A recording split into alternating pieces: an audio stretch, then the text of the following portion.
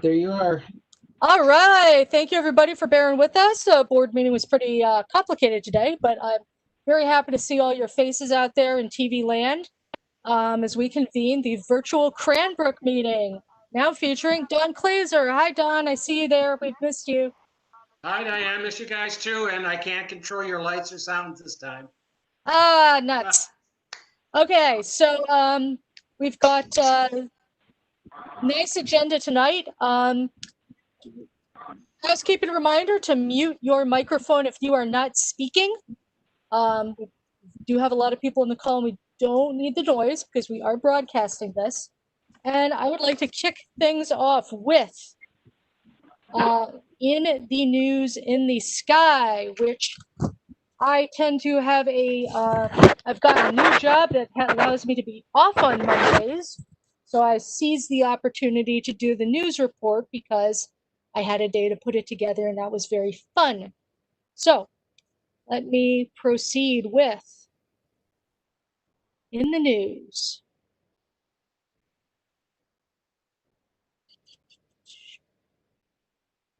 All right.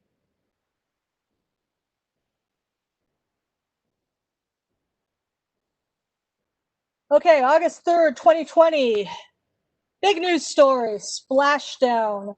Bob and Doug are back on Earth. Astronauts Doug Hurley and Bob Behnken splashed down in Crew Dragon capsule Endeavour at 2:48 p.m. yesterday. That's Sunday, August 2nd, in the Gulf of Mexico, off the coast of Florida. This marks the first sea landing of a manned U.S. spacecraft since the Apollo-Soyuz test project all the way back in 1975. Reminder that in the Russian space program, they don't do sea landings. So it has been a very long time since we saw such an iconic splashdown scene. Unfortunately, the landing was imperiled by a bunch of private boaters who proceeded to violate the splashdown safety zone as shown here. One boat was apparently only there to make a political display by waving a banner on camera. In addition to putting the crew at risk by interfering with recovery measures, the boaters risked themselves since there's toxic stuff in rocket fuel that they could easily have been breathing in as they violated the splashdown zone. We need to do a better job next time for sure, said NASA admin Jim Bridenstine of the recklessness on display. This represents a major breach of trust from the boating public in ways that just didn't happen in the 1970s. Anyway, Bob and Doug have successfully tested out the Crew Dragon. SpaceX plans to fly again with humans on board once in September of this year and again in spring of 2021. So stay tuned for more humans lifting off from Florida. Speaking of liftoff, beautiful launch of NASA's Mars 2020 mission featuring the Perseverance rover and the Ingenuity miniature helicopter. Lifted off on July 30th at 7:50 Eastern Daylight Time. The Atlas rocket launch from the Cape was live streamed, so many of us got to see it since it was at a convenient time for those of us in the Eastern time zone. And the craft encountered colder than expected temperatures when it passed through the shadow of the Earth, causing it to go into safe mode shortly after takeoff, which caused the tabloid press to freak out and post a bunch of scary things that people plastered all over my Facebook feed. Anyway, things got better. Within a day, everything was back to normal. It's headed to Mars. Looking like this. This is an artist's rendering, of course. When it reaches Mars in February of 2021, Perseverance will be looking for biosignatures, otherwise known as signs of life, in Jezero Crater. And its scheduled mission duration is 1 year, but we know from Spirit, Opportunity, and Curiosity, Mars rovers tend to well outlive their scheduled time of demise. And as for Ingenuity, if the tiny copter can fly in the Martian atmosphere, it will be a first powered flight on another world, a quote-unquote Wright brothers moment in aviation history. Speaking of Mars, a new study coming out of the University of British Columbia has concluded that the features on the Martian surface thought to be carved by free-flowing water in ancient times was actually caused by water melting underneath glacial ice. Lead author Anna Grau-Galofre details striking similarities between Martian valleys and the subglacial channels in the Canadian Arctic archipelago, like Devon Island, shown here. Devon Island is a dry polar desert, offered a very tantalizing parallel to the details observed on Mars. So it's just come out. Looks like a really interesting study. Looking forward to more on that. Who says amateurs can't discover things? Two schoolgirls from India have discovered an asteroid that is moving toward Earth. Radhika Lakhani and Vadehi Vekaria, both 10th graders from the city of Surat, were working on a school project that allowed the kids to analyze images taken by NASA's Pan-STARRS telescope in Hawaii. The near-Earth object they found in the Pan-STARRS data was confirmed by NASA on July 23rd. The object is close to the orbit of Mars, but in a slowly changing orbit, so it might menace Earth in about 1 billion years. Vekaria says she'd like to be an astronaut when she grows up. And finally, one of the last links to Project Mercury has passed away. Reen Carter, wife of Aurora 7 astronaut Scotty Carter, died on July 24th at the age of 92. Reen insisted on writing her own profile for Life magazine at the time of Scotty's only space mission, and then became a pioneering space journalist who was hired by NBC TV to cover Apollo launches on the air. All 7 of the Mercury astronauts and all of their original wives have now passed on, and that time of space history is indeed history. Now for In the Sky. Comet Neowise is retreating, but it's going to do a really cool flyby with M53, a globular cluster. Since it's part of the Messier catalog, it is a bright globular cluster. So if you can tune into Coma Berenices in a few days, that would be August 6th, Thursday evening. You can see 2 faint fuzzies together and see why globular clusters bothered Charles Messier so badly. So it will be near the alpha star called Diadem in the rather mediocre constellation Coma Berenices, an evening object right now. So definitely check that out. Those of you who are photographers, and I know we've got some great photographers on the line, might want to take a picture or 3 of this. Around 4 a.m. Eastern Daylight Time in the morning of Saturday, August 8th, the Moon and Mars will have a lovely conjunction that can be seen only from North America. If you're not in North America, they will still be close to one another and very attractive on the night of both Friday the 7th and Saturday the 8th. And the following night, August 9th, get up at dawn. It will be a really good time to look for both Venus and Mercury together in the pre-dawn sky. And it's August. That means it's time for the Perseids. While we will not be hosting a Perseid party as a WAS event this year, the most famous or infamous meteor shower of the year will be hitting its peak, as it always does, on the night of the 12th. So it's going to be a waning crescent moon, so that's going to be favorable moon conditions. And we hope to see, wherever you are, wherever you may be observing from, look up to see debris from Comet Swift-Tuttle lighting up the sky. As with all meteor showers, it's generally best after midnight. So good luck. I think it's a Wednesday night, so that's not the best. But anyway, definitely want to check that out. If you're not able to get out until Friday or Saturday, the Perseids generally have some really good stragglers. So we had a few questions while I was speaking. Jonathan, were you able to answer the questions that came through about the boaters doing silly things in Florida? Will not be punished. Yeah, the Coast Guard said there were too many of them to deal with. They could arrest them all, but there were just too many to make it worth their time.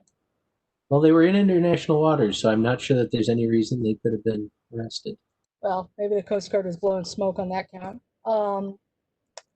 Anyhow, that concludes In the News in the Sky for this week. And we do it on a rotating basis. So if you have some stories you are burning to share, or sky objects coming up that are going to be dear to your heart, let me know or let Dale Parton know, and we will get you on the rotation to do in the news. And with that, let's return to the normal order of business for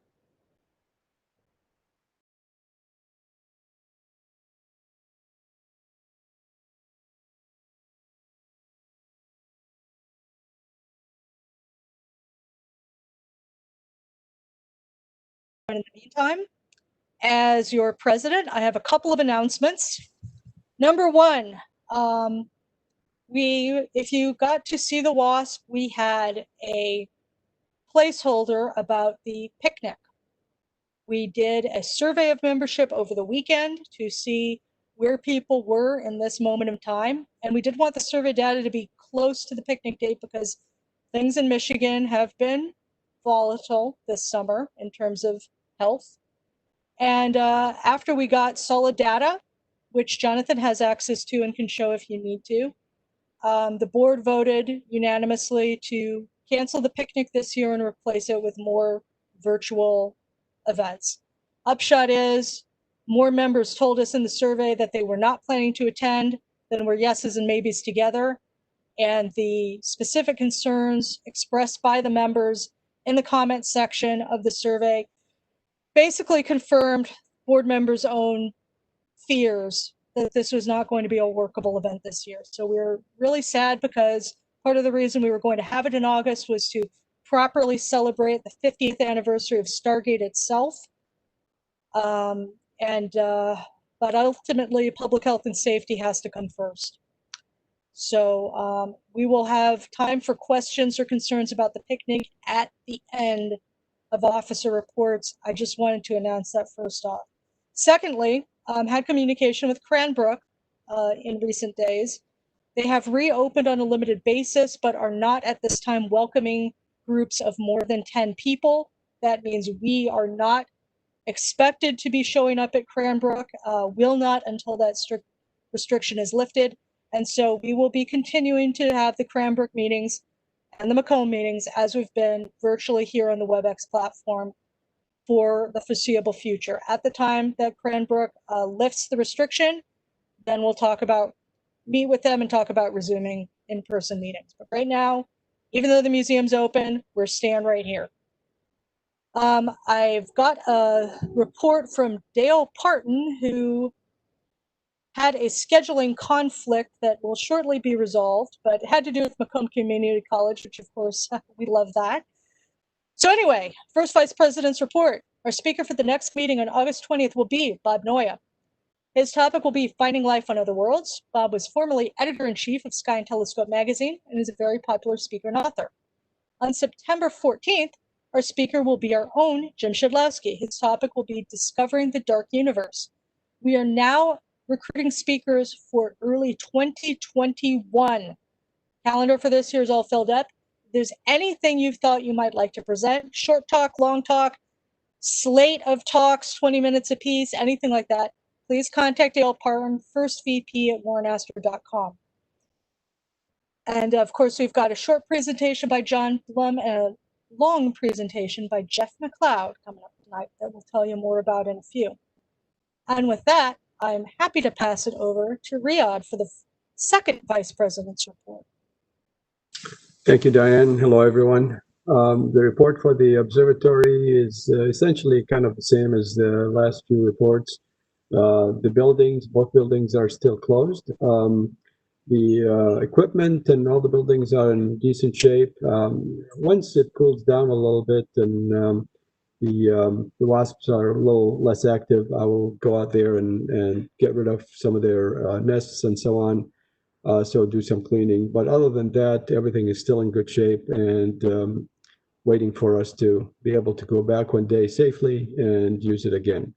In the meantime, from what I understand is that the site or the location is being kind of closed after 5 o'clock. So the park is closed after 5. So I guess we will not even be able to go out there individually if we wanted to and do some observing at night. You can be out there though during the daytime if you like, but we don't have any currently any events scheduled for the observatory until the board meets again and decides that it would be safe again. So that's all I have at this time. Thank you. Thank you, Riyadh. Let's pass things to our secretary, Glenn. Both minutes for Cranbrook and both of our virtual meetings, that is, have been published in the WASP and can be seen there now. Everything is going well. We're preparing to do our beg letters a little earlier than normal, and we'll see how that works out. That's about it for now, Diane. Thank you very much, Glenn. I don't see our treasurer, Mark, on the line tonight. He did not send his regrets in advance, but the full details of his report are indeed in the WASP. So let's send things over to Bob for outreach. Mike, alrighty. I've only gotten a couple of reports of people having done outreach events. Dale Parton has taken newbies up to the thumb, which is pretty darn cool. I'm dying to set up my telescope. I've got some little kids across the street, and I'm like, oh. But anyway, so astronomy at the beach planning continues. We are working on a grid schedule right now for live presentations and canned presentations and that kind of stuff. If you go to, hold on, where's the GLAC page? Go to glac.org. If you go there, you'll see our special guests. We do have guests this time. The last meeting, Adrian was commenting, says, I think somebody's got Brother Guy's address, and I kind of laughed and said, he's my boss. So yeah, I contacted him, and he said yes. And David Levy said yes, and I contacted Dolores Hill the next day, and she said yes. And so we've got all of them. I asked Rick Hill, but he's going to be going through surgery on, I believe, his wrist, and he's not going to be available. So he said, I am now the bionic astronomer because I have replacement knees, hips, and wrists. So, but I tried. It would have been cool to get them both. So the astronomy at the beach planning minutes are in the WASP.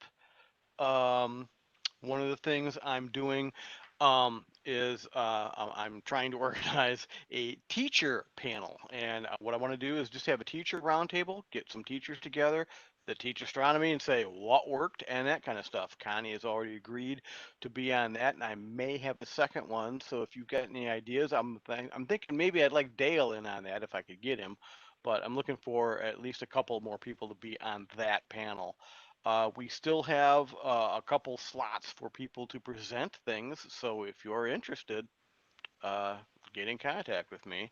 And there's at the bottom of the GLAC, at the bottom of the outreach report in the WASP is a paraphrased dark sky update. I got something.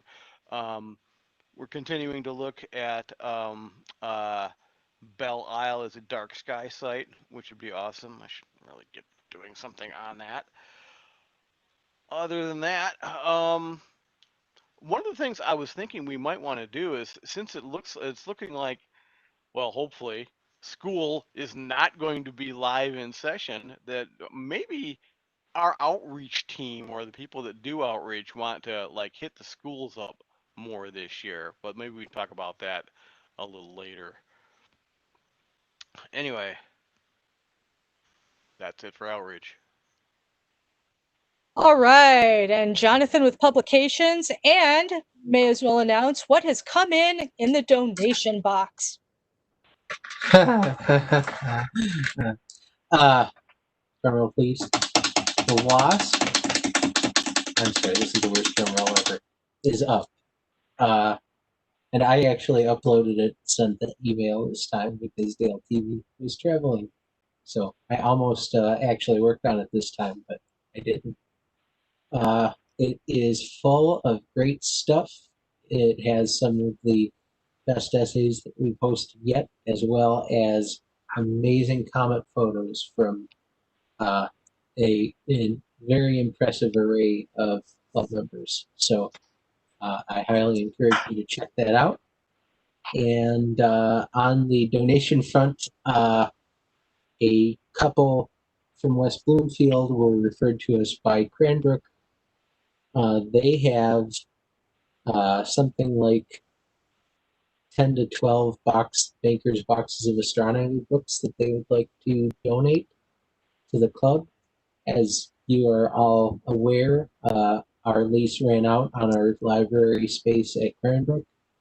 So right now, the parts of the library that we have kept live in Diane's and my home and storage space, as well as we did put some out at Stargate. So we're probably going to go through the donation with a very careful eye for things that we think we would like to put in the library when we finally build our clubhouse at Stargate. And otherwise, we'll probably be donating the majority of the rest of the Astronomical Society to put in the observatory up there. We may put out an email to members to see if there's anything that members would be interested in as well. So watch your inbox for that. I thought I was done with the whole librarian thing, but no such luck. It's never done with you. All right, subgroup captains. Discussion group obviously is not a thing that is happening these days, except as a contingency plan when we can't do a live open house, in which case we do virtual discussion group right on this platform. So I will pass things to Solar, who's not here. Anybody want to say anything about the sun? Kenneth Burton? There's a lot going on, but there was a little going on. Not very much going on. It's very quiet. There's a little bit of prominence activity on the outside, of course, but everything else is pretty quiet.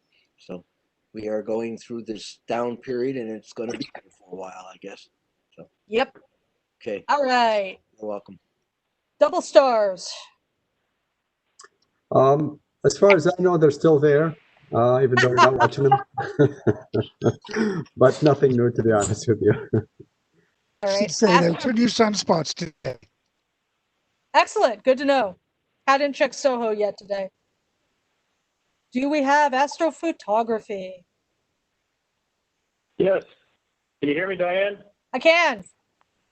Okay. Hey, all you astrophotographers out there. Like Diane said earlier, there are a lot of nice objects in the sky right now to take photos of. The comet's becoming pretty dim, so you probably need to put your camera in a small refractor telescope to get a wide field shot of the comet, but it's still very possible.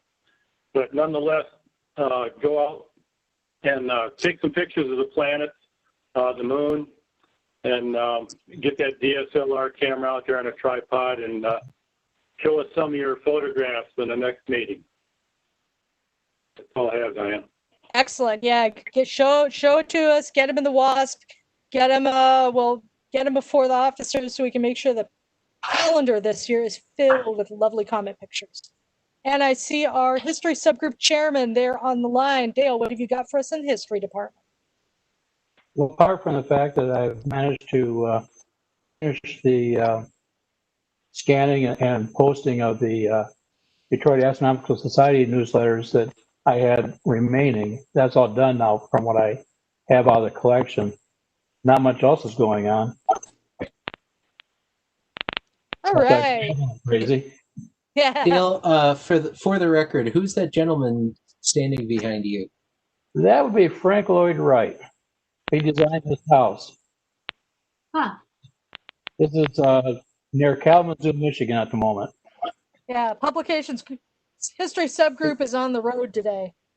Oh, the history subgroup would also like to know if that collection of any Lunar books. We've not taken possession of it yet. Thank goodness. They left me a voicemail that said that a couple in their late 80s and 90s had packed up 12 boxes of books for me It's like, no, don't, why did you do that? But we don't know exactly what's in it yet. But I can help you out transporting them. hey, that's that might be an option. Okay. All right. I see that we've got 2 requests in for Ask an Astronomer a Question. Jonathan, what have you got? Well, so I was having a conversation with my neighbor about Comet Neowise, and he asked me a question, and I really had no idea what the answer was, and that is, the comet has a coma. The coma has the same momentum, it has the same inertia as the nucleus. So over time, as the coma cools down, does the comet reaccrete the coma, or is there some other factor that causes part of the coma to be lost beyond just the factors that cause it to get pulled out into the tail? I wish that I think Dale Tartan and Dave Bailey would be excellent answers to that question. David Levy, is our in-house comet expert, is that something that you've ever seen an answer to? Yeah, can you hear me? I think I've unmuted myself, but yeah, once the dust is released from the comet, goes out into the coma and the tail, it stays gone. And it goes on an orbit of its own, and the dust in the tail eventually becomes fodder for meteor watches. And of course, we're all excited about the meteor watch coming up soon. And I know that we're going to have the Tennyson family, especially Alfred Lord Tennyson, who wrote in The Princess, now slides the silent meteor on and leaves a shining furrow as thy thoughts in me. The dust from the comet does become the fodder for meteors later on, but it doesn't accrete back onto the comet, as far as I know. Thank you. Thank you. Now, do you know, does the coma actually have, like, is the coma only around the edges, around the sides of the nucleus and behind it? Is it just an optical illusion that makes it look like a bubble surrounding the nucleus? Well, Or is there some that's in front of the nucleus as well? it's mostly going out from the comet in the anti-sunward direction, and it curves because the particles are, once they get far from the comet, they take up their own orbits, and they're independent little mini bodies that are just out there. And each one of those little particles of dust in the tail is actually a little object on its own personal orbit. The ion tail, which goes straight out from the comet, is not affected by that. And that stuff is just ionized gas, which just is also lost to the comet. So basically, anything that's in the coma is guaranteed to become part of the tail and then be left behind eventually. Yeah, I would say you might get 1 or 2 particles nearby that settle back down, but out of the trillions and squillions that don't, I would say they're all lost to the comet. Great. Thank you. Thank you. Was that, did you have another question, Jonathan, or was that both halves of it? So my other question is, you sometimes see the terminology third quarter, and you sometimes see the terminology last quarter, and I was wondering if anyone knew the etymology of last quarter, and because so here's my argument. So you have a new moon. Sorry, this is probably not really legible. You have the first quarter, right? You have full moon, and you have the third or last quarter. So if first is right, then I would think that this is the 0th quarter, this is the 2nd quarter, this is the 3rd quarter. But if this is the 1st quarter, in what sense can this be the last quarter? Because if it's a quarter of the cycle, then this is the 1st quarter. So then first means it's the end of the 1st quarter. The full moon is the end of the 2nd quarter. The morning moon is the end of the 3rd quarter, and then the new moon is the end of the 4th quarter. But you don't see this called the 0th quarter.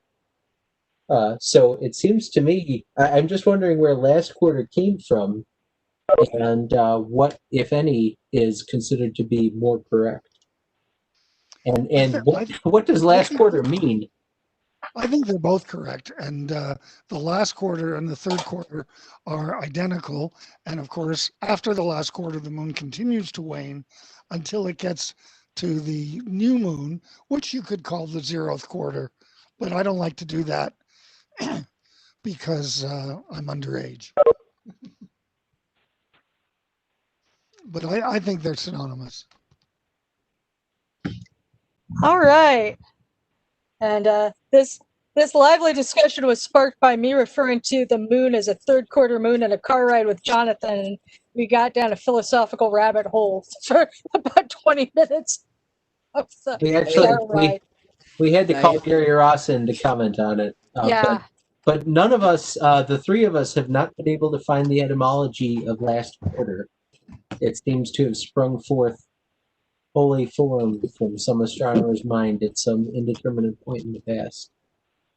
Diane or Jonathan, I absolutely have a couple pictures of the sun that are kind of interesting right now. I just found it online. Yes. Yeah, switch it to Ken. I was going to go to the observing report, so we may as well take a look at the sun first. Okay. I don't know whether you can see this one. Well, we'll see. Can you pass him the rights, Jonathan? Yeah. Oops, I missed it. Let's do this. See that? Okay. Everybody? Yes. Yeah. Okay. That's the picture of there is a sunspot on the very left, but an interesting thing about this, which you might want to see, is let me get back to the gallery here for a second. This is the magneto picture. Can you see that now? Okay. Yes. Magnetosphere. Okay. Let me just move you over there. Okay. Then there's another shot. You can see there's so much activity. You can see on the very corner over here, there is that sunspot is relatively active, and it looks like there's a lot of activity in the middle. I'm going to go to another. This is pretty cool. Actually, let me get back here for a second. Okay. And then if you take it down to the anchoring units, you get this shot, which is pretty good as well. You can see the prominences all around. So that's a pretty active moon, actually, as was said. But again, when you take your telescope out, unless you're able to see this, there is also at the other angstrom units, you get this. Is that blue right now? I don't want that blue. There it is. You can see lots of activity right in the middle of the sun. So it is pretty active, actually. It's just that we're not getting to see it, with our just standard look. See, there is another one right here that actually does pretty well too. Let me get back there and do that again. Okay, and there you can see at a different angstrom unit that it is mighty busy right at the middle of the sun. So there you go. I thought that would help you. I'll get off. All right, very good. And sorry, just one question from YouTube. We move on from John Panuto. Are the icy objects in the outer reaches called comets when they are out there in the Oort cloud or the Kuiper belt, or are they only called comets when they're visible?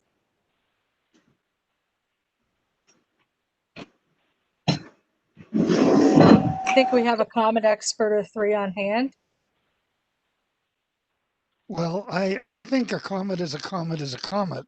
And so, or once a comet, always a comet. So if they're out in the Oort cloud, whether they're going to stay out there or whether one day they're going to sort of very slowly start their multi-million-year journey into the inner solar system, those are comets. It's actually at some level, it's difficult to differentiate between a very inactive comet and an asteroid. But we do have the definitions. But I think that those things that are comets out there are comets whether they're here or not. At least I hope so. Excellent. That was that's my stance in the matter, but sometimes I'm a little unorthodox when it comes to the IAU. So very good to have a definitive answer. All right, we have a few minutes, 7 minutes precisely, because we want to start right on time, for observing reports. So I'm sure there's a few, so let's have an observing report or three before we move on to the short presentation. Well, Cheryl and I surprisingly saw the comet. And I'm sure that a few others probably saw it too. I think I can show you a couple pictures we took.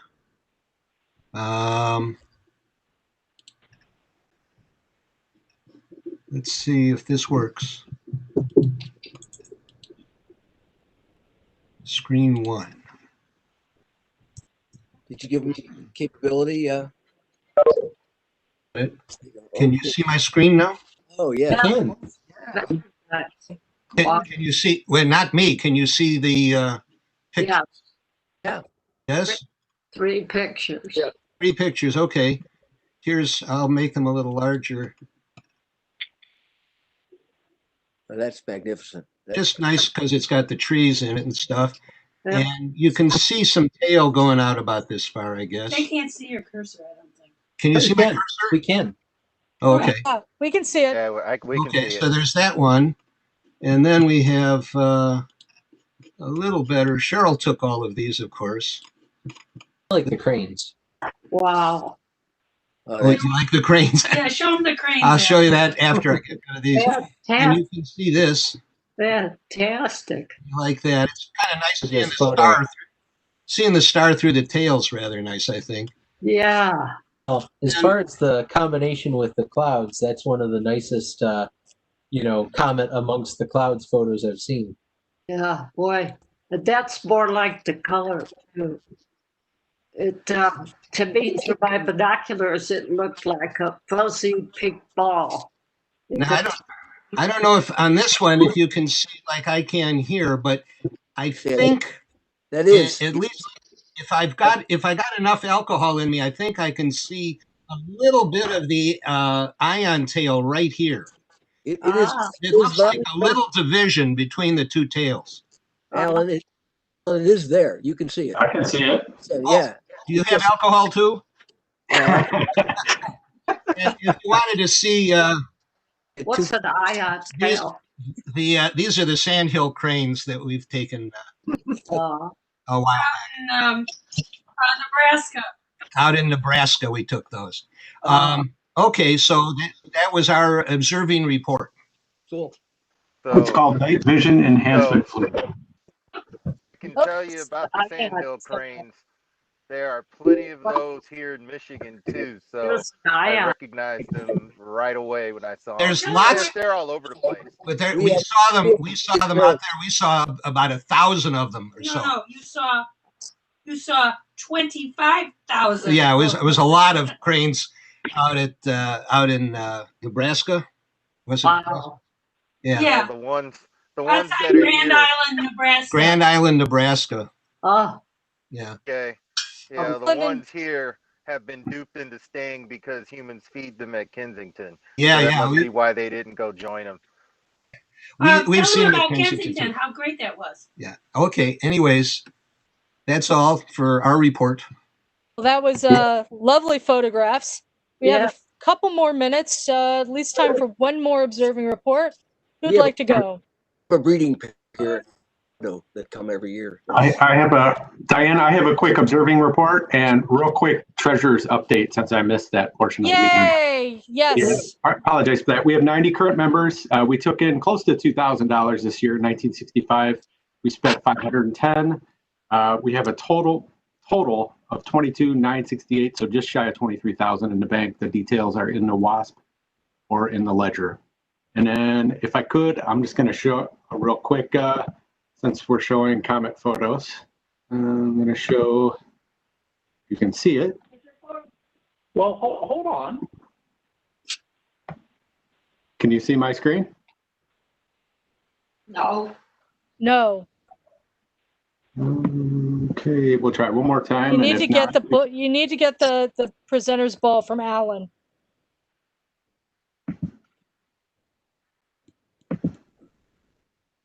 All right, now we're good. Okay. All right, so I grabbed a couple pictures here in Chesterfield, and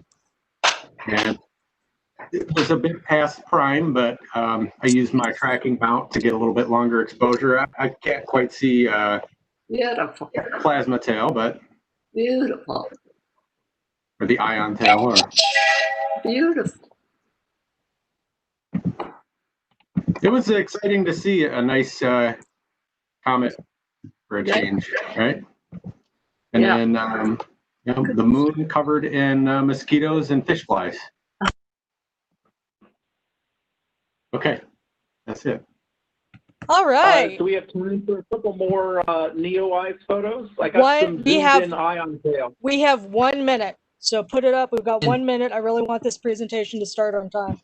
I see David has his hand up as well, so.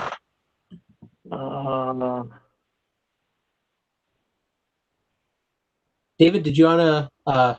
Yeah, Dale, you can put them up during the break and share them with us during the break. But okay. I'm trying to figure out which of my windows here. I haven't shared. Yeah, because it's 8:15. We've. David, did you have something to add? No. That may be.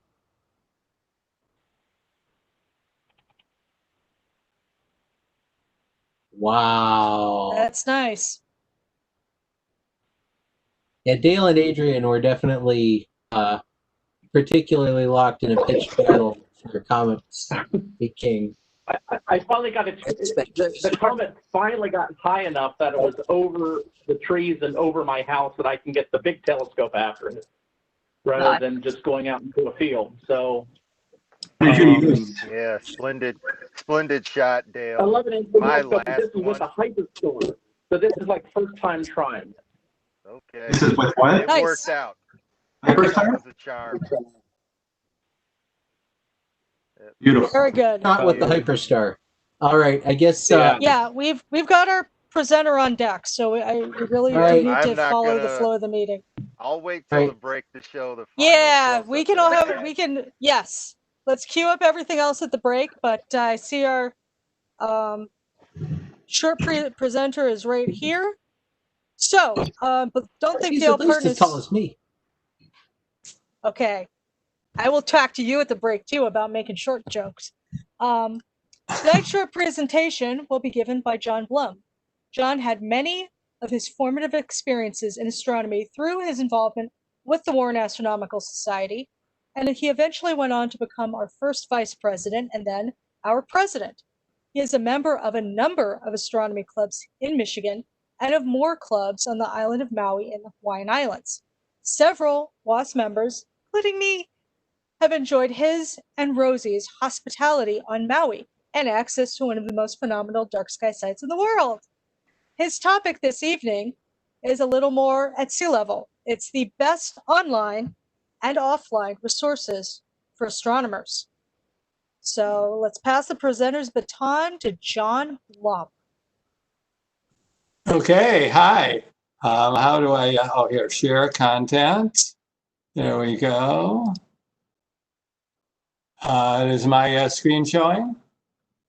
Perfect. Good to go. An interesting thing about this Webex is that the person who's presenting can't tell that their screen is showing, so always has to ask. Okay, a few months ago, a new member asked for a presentation, wrote an email to the board requesting a presentation about online and offline resources for astronomers, and he listed 9 specific categories of such resources that he would like to have covered in a presentation. So I accepted that challenge and produced a presentation that I'll show tonight to answer his questions. So you can see some of the things I'm going to talk about here, some apps and some YouTube videos. These are the 9 particular categories that the member requested we cover, that we'll cover tonight. Phone apps, podcasts, internet radio, you'll guess what internet radio station we might mention, websites, discussion boards, desktop and laptop software, books, magazines, and equipment that you can borrow from our club. So here we have a bar chart comparing Ken's astronomy apps with the US deficit. So you can see who's farthest ahead in that category. And on the left side of the screen, we see the only few astronomy apps that are living on my iPhone. All fit onto one screen. I think Ken might have numerous screens such as this. Here are some of the specific apps I want to highlight. Sky Safari Plus is a $5 app that I think is the best one for experienced users because it gives the most details and it does have ability to control your telescope. On the right upper part of the screen, you can see a screenshot from Sky Safari Plus, where you can see the outlines of the constellations. As with many apps, you have a choice between moving the screen around wherever you want it, so you can look at any part of the sky you choose on the screen, or switching over to compass mode. You can see an icon at the bottom of that screenshot marked compass. And in compass mode, the screen will show what you're looking at. So you point the phone at a particular part of the sky, and the screen will show that part of the sky. So the screen knows what date and time it is, where you're looking, and how you're tilting your phone up. And amazingly, it shows you exactly what you're looking at. And then, of course, you can touch any object on the screen and get more information about it, the name and other information. And you can set it for any date, time, and location if you're trying to plan for a trip someplace. Another app called Sky Portal is almost identical to Sky Safari Plus, and this one is free from Celestron. They gave it away free because they want you to use it to control your Celestron telescope, but there's no need to have a Celestron telescope in order to get that app free. And it does almost the same stuff that Sky Safari Plus does. Then for sort of simpler apps that I think might be better for less experienced astronomers that don't want as much clutter on their screen, Sky View is $2 and Sky Guide is $3. They're just don't have as many stars or as much information as Sky Safari Plus, but I think they're certainly adequate, actually probably for everybody, but certainly for beginners might be less confusing. And one of the features there, as you can see in the lower right, is you can choose to have these pretty drawings of what the constellations are meant to stand for, like this picture of Cygnus the Swan that's showing. I find that those pictures just confuse me when I'm trying to find the constellations, so I think we probably do better with the line drawings, but if you just want something pretty to show the public, you might bring up those pictures.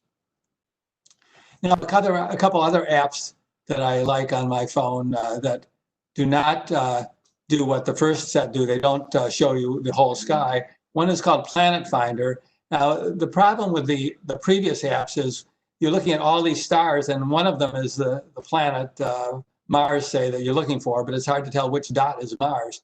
So the advantage of Planet Finder is it doesn't confuse you with any other stars, or it only shows you the planets. So you can pick any planet and it tells you where to look for it. You can it shows a circle and you just move your phone in the sky until it points to where the circle is pointing, and that's where the planet will be. And then it has this great augmented reality feature. Of course, I'm showing in the daytime, so you'd be using it at nighttime. But augmented reality means that when you're looking at the position of the planets, you also can see the actual clouds or trees or buildings that are in front of you at that time. So if you're trying to figure out which one of those objects is Saturn, for example, you can see, well, Saturn is over a certain tree or over a certain point in the building, helps you find what you're looking for. And then there's a whole lot of apps that help you find the International Space Station. I like this particular one called ISS Spotter. It's a free app. The thing I like about that is that it points with an arrow where to look for the ISS to first appear, and another arrow shows where it's going to end its appearance. So it uses a compass in the phone, and you can tilt your phone any way you want, but the arrow will keep pointing to where the ISS is going to be, so you know exactly what direction to look in the sky to see it. And then, of course, it also tells you what the highest elevation is for this ISS past and what the magnitude is going to be. A couple other apps that I like to have on my phone. Lunar Solar Calendar is a $4 app. It tells you the sunrise time, the sunset time, the moonrise and moonset time, and what percent of the moon is going to be illuminated for tonight or for any day in the future. So if you want to plan your observing for next week or next month or next year, you can see what the when the moon's going to rise, when the sun's going to set, how much moon you're going to have to deal with on that night. And Sky Week is an app that's currently unavailable temporarily, but Sky and Telescope magazine tells me they're just revising it and it's going to come out with a new version.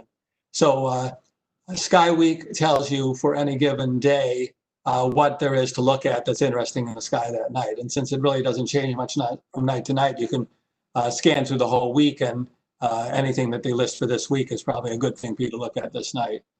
For each of the objects it tells you to look at, there's a view button that you can click on, and it shows you where in the sky to find that object. Moving on to podcasts, there's a lot of podcasts available. These are 3 that are favorites of mine. Astounding Universe is a kind of fun one.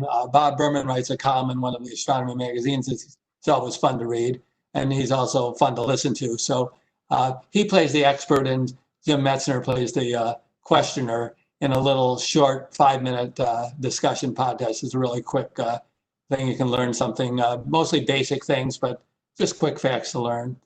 And then Astronomy Cast is a more in-depth talk with Fraser Kane asking the questions and Pamela Gay being the astronomer that answers the questions, and they go much more in-depth to their 1-hour podcast.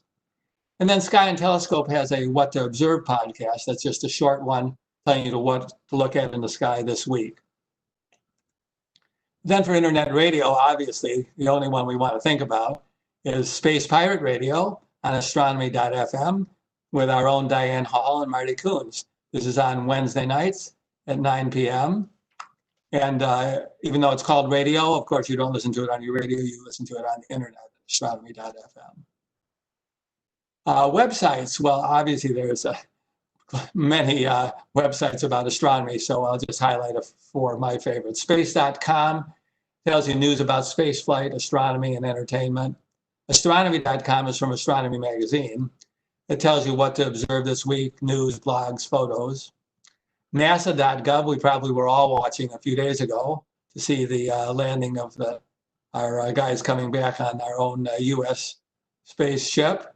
And we were watching NASA.gov 2 months previously when they took off from U.S. soil for the first time. But NASA.gov's got something going on all the time. If nothing else, you can just see the view from the space station as it's going around the Earth. It's always nice to just pretend you're up there looking down on the Earth, and you get that view live on NASA.gov. Heavens Above is one of the most popular websites. Tells you what to see, where and when to see it.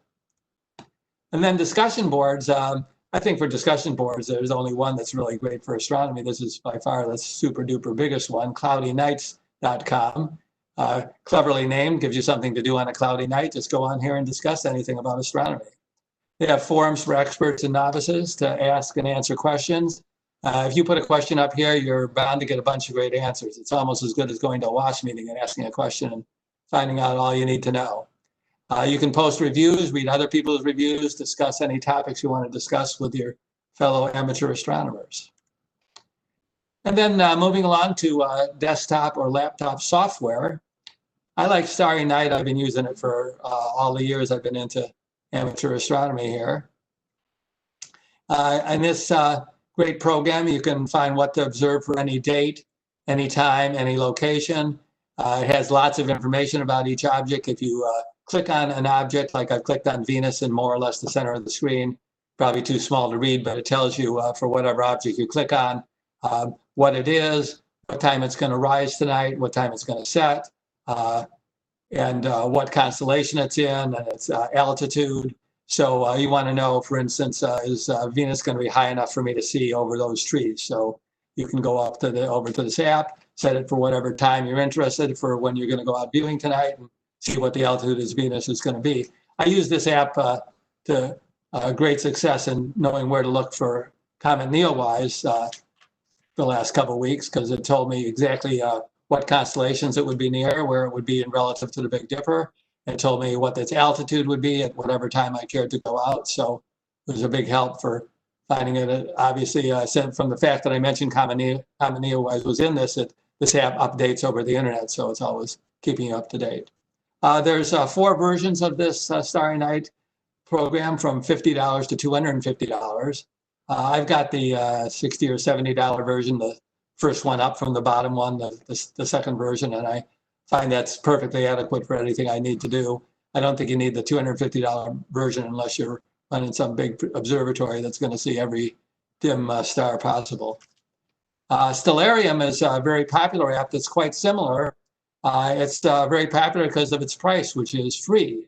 I'm sure that's everyone's favorite price. And it does basically the same things as Starry Night, maybe not quite as fancy. This app, I think, is a little overpriced for what it does, but I have it on my computer and I use it regularly. It tells you for any month what the phases of the moon are going to be each day of the month. So you can set it for any month in the future and think about, gee, when should we hold this astronomy event, or when should we have our outing, or what's the moon going to be on this particular occasion. And then you can click on any of these dates and then you'll get more details about the percent of the moon that's lit up that night and what time it rises and sets and all the information you want to plan your moon outings. And I think you're going to need to know that when the next presentation comes up tonight with Jeff talking about what to observe the moon. So instead of using this app to figure out how to avoid the moon, you might want to use this app to figure out when to see the moon after you hear Jeff's presentation. Books, well, I wrote down 17,893,000 books, but I just made that up, of course. So there's an awful lot of books on Amazon, and this little bar chart shows the graph of the books I've read compared to the books I'm wanting to read. The top row, I've got a couple books that I think are best for beginners and probably good for all the rest of us too. Each of them is $23. Turn Left at Orion is by Bob Trembley's boss, brother Guy, who we're going to get to hear speak, I hear. We're going to get to hear him at the Astronomy at the Beach, apparently. So that'll be great. So he wrote Turn Left at Orion, a very popular book. And Night Watch by Terence Dickinson is another wonderful book for beginners and I think also for everyone, how to find stuff in the sky. And then the books in the second row are not the same category of books. Instead of being what to look at, they're just great books about related topics. Neil deGrasse Tyson's written several wonderful books, and this is his most recent one, Astrophysics for People in a Hurry. And Stephen Hawking also, of course, has written many terrific books, and I think his last one is this one, The Grand Design. Those are $10 and $13 respectively on Amazon. But Gary says you don't need any of those books. According to Gary Ross, the only book you need is the $30 Observer's Handbook from the Royal Astronomical Society of Canada. And you can see Gary is very enthusiastic about that book. And you can just forget about Amazon or anything else and just go directly to the Royal Astronomical Society and get the one and only book you'll ever need that Gary says is the Bible. Going to magazines, I'm sure we all know there's 2 big magazines about astronomy, Sky and Telescope and Astronomy. My opinion is Sky and Telescope's a little more advanced, maybe has a little more detailed and more complex articles, and Astronomy might be a little better for beginners, but both of them are absolutely wonderful magazines. Then we have WAS equipment you can borrow. Our wonderful organization that meets out at the Stargate Observatory when the pandemic is not going on has 2 buildings, and one of those buildings house some equipment that you too can use. So here are the rules for how you can borrow equipment from our club. You have to be a WAS member for at least 3 months. You have to pay a $100 refundable deposit. Obviously, you're responsible for loss or damage. You borrow the equipment for 1 month, but the time can be extended at the discretion of the second VP. And in reality, the time will almost always be extended if nobody else is wanting to wait in line for that same object that you're borrowing. All the loans are arranged through the observatory chairperson, who's the second VP, who's currently Riyadh, and are documented in a logbook at Stargate Observatory. Now, Gary, you can see, is carefully guarding the shed to make sure that nobody gets away with any of this equipment without properly checking it out. You see, he's giving his undivided attention guarding the shed. He's even got a snow shovel behind him in case it snows on this sunny day. And here are some of the objects that you can borrow if you are a WASP member. There's a Meade 10-inch SCT, a Celestron 8-inch SCT, a Criterion 6000, that's a 6-inch, a Celestron 4-inch refractor, an 8-inch Dobsonian, a 10-inch Dobsonian that has a blue tube, and you can borrow several wonderful eyepieces that you can use with these telescopes or with any other telescope. You can even just borrow a couple eyepieces if you want, even if you have a telescope and don't need to borrow one of these. So anybody have any comments or discussions or fill in all the wonderful available equipment that I neglected to talk about? I got one thing for you. The Sky Safari Pro, the first one you mentioned, also comes, the one that you said, also comes with a thing called Sky Safari Pro number 6. And that's the newest one. It's complete and it has about a $30 to $35 cost, and it's really worthwhile. And the other one that I would suggest is the one called, just a minute, it's called Redshift. Redshift is one where you can actually take trips through space right on your computer. You decide where you want to go, and it'll take you on a trip to them, whether it be a moon, whether it be a constellation, a nebula, or a galaxy. You can go anywhere with it, and it's really cool how it moves you around. You can move to place to place. So those that sounds really great. I'd like to take some of those trips. It really is. Both of those two those podcasts. What's that? Podcasts. I don't know what you're asking. I didn't hear. Ken is talking about apps, Laura, and you're adding about podcasts. Apps, your phone or your tablet. You can also get them on your computer. Both of them are available, so you can do it that way as well. They are two programs, but the ones that you suggested, the Sky Safari group has 5 different levels of it. And what I'm saying is there's a $5 one, which is really for, but if you want to get a little bit more into it, you get to the next one called the Pro. There's a couple of them that are between it. There's one for $19, one for $29. The one that I told you was about $60 at one time. Now it's $30, and it's wonderful. So I would suggest there's a lot of things. Just call John about it. You can call me about it too, and I'll give you. He said I have all these apps. I've still got 70 apps that I can go through. So one of them that Jonathan mentioned to me just the other day was Moon Globe High. Is it HD Moon Globe? HD. Yeah, Moon Globe HD, which I took a look at after Jonathan recommended it to me a couple days ago, and it's a great one. All right. Okay. I'm glad to help you. All right. So I did want to give a testimonial for that one. When Gary Ross was giving the Search for the Shining Mountain presentation last year, that was the only app available that I had access to, at least, that allowed me to actually find the mountains that Gary was talking about on the globe, which was pretty cool. It's not something that you're able to do with even Sky Safari, which normally has a lot of details. They also have another feature on a couple of these now where you inside a building and you can take a look out the window and it'll put in the building at the bottom of the thing so you can look right up. Both of those have that, and I know there's several of them that have that. It's called an AD approach or something like that. Very, very cool. So an app similar to Moon Globe with the upcoming Mars opposition is Mars Globe. It also has all the features labeled. You can spin it around. It's pretty cool. Yep. John and I were just talking about that one. I've been doing some quality Mars observing already, so I'm looking forward to later in the year. Hi, gang. Thank you, John, for such an accessible, helpful talk. John always brings the goods when it comes to setting people up with ways to make them a better and happier observer.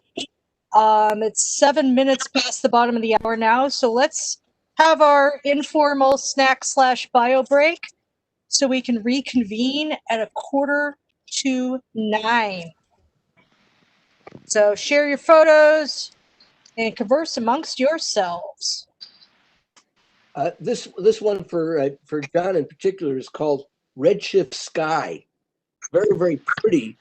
Very pretty unit. I don't think this is going to come. I can't see it very well on the screen here, but I'll take it under advisement. It's very cool. It's very pretty. And if you move it around, it'll also take those pictures out of it if necessary. There's a couple of them that have just come out that they just blow you away. They're so much fun.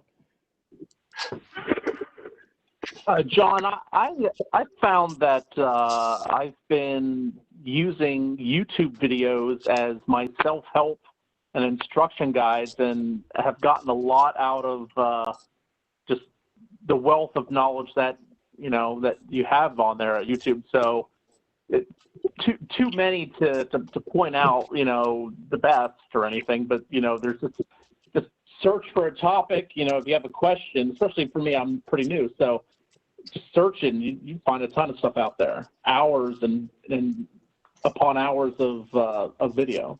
Yes, thank you for that suggestion, Dale. I have spent many an hour on YouTube myself on those astronomy videos. There's some series by Phil Plait. I forget what the name of the series is, but if you do search YouTube for Phil Plait Astronomy, he's got some really great ones that cover a long list of topics.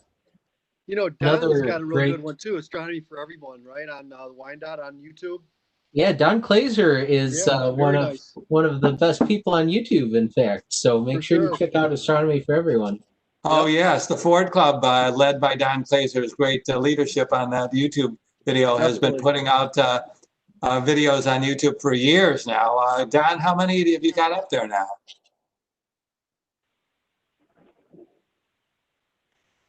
There's about 130 episodes, I think, somewhere thereabouts. Wow. That'll keep us busy for a while. Each one's a half hour long. Is that it, Don? Yeah, 30 minutes. And we've been doing them remotely for the last few months. So I guess we're set for another 65-hour marathon of watching 130 episodes at a half hour each. Yeah, I just brushed up on the James Webb. I saw your nice presentation this week on the James Webb. Yeah, very nice. Plus another 150 hours of WASP meetings. So right. You'll be watching for a while before you get out of Detroit. One other great channel is Veritasium. It's like Veritas, Veritas being truth. But it's the gentleman who runs that channel did one of the best videos about sort of the mechanics of what you are actually seeing in the black hole photograph taken by the Event Horizon Telescope. So that was, I highly recommend checking out their other videos as well. Ken, if I travel to a black hole on one of those redshift programs, am I then trapped and I can't get out? That's what happens. You're sucked in. You'd rather go to a neutron star. It's much. Thank you. You meet Max von Sydow and he's a grumpy guy. Did anybody catch that reference? I did. Okay. Oh, I wish I had met Max von Sydow before he passed away.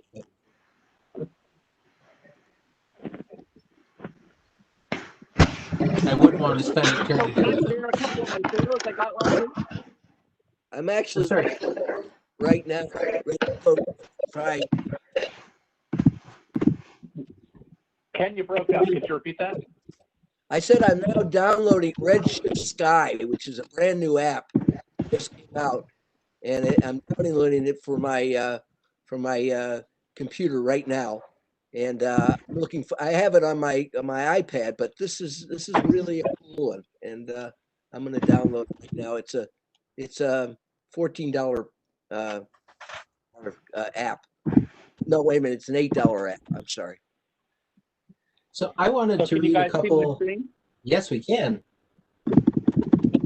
So yeah, I shared this earlier. So a new toy that I got, actually I've had it for about a couple of months now.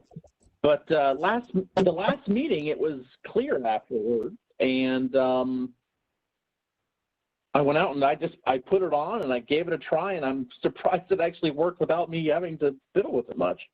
I had all my backspacing and all my adapters ready to go. So that is over my house that I could train my big telescope, which is now semi-permanently located in my backyard.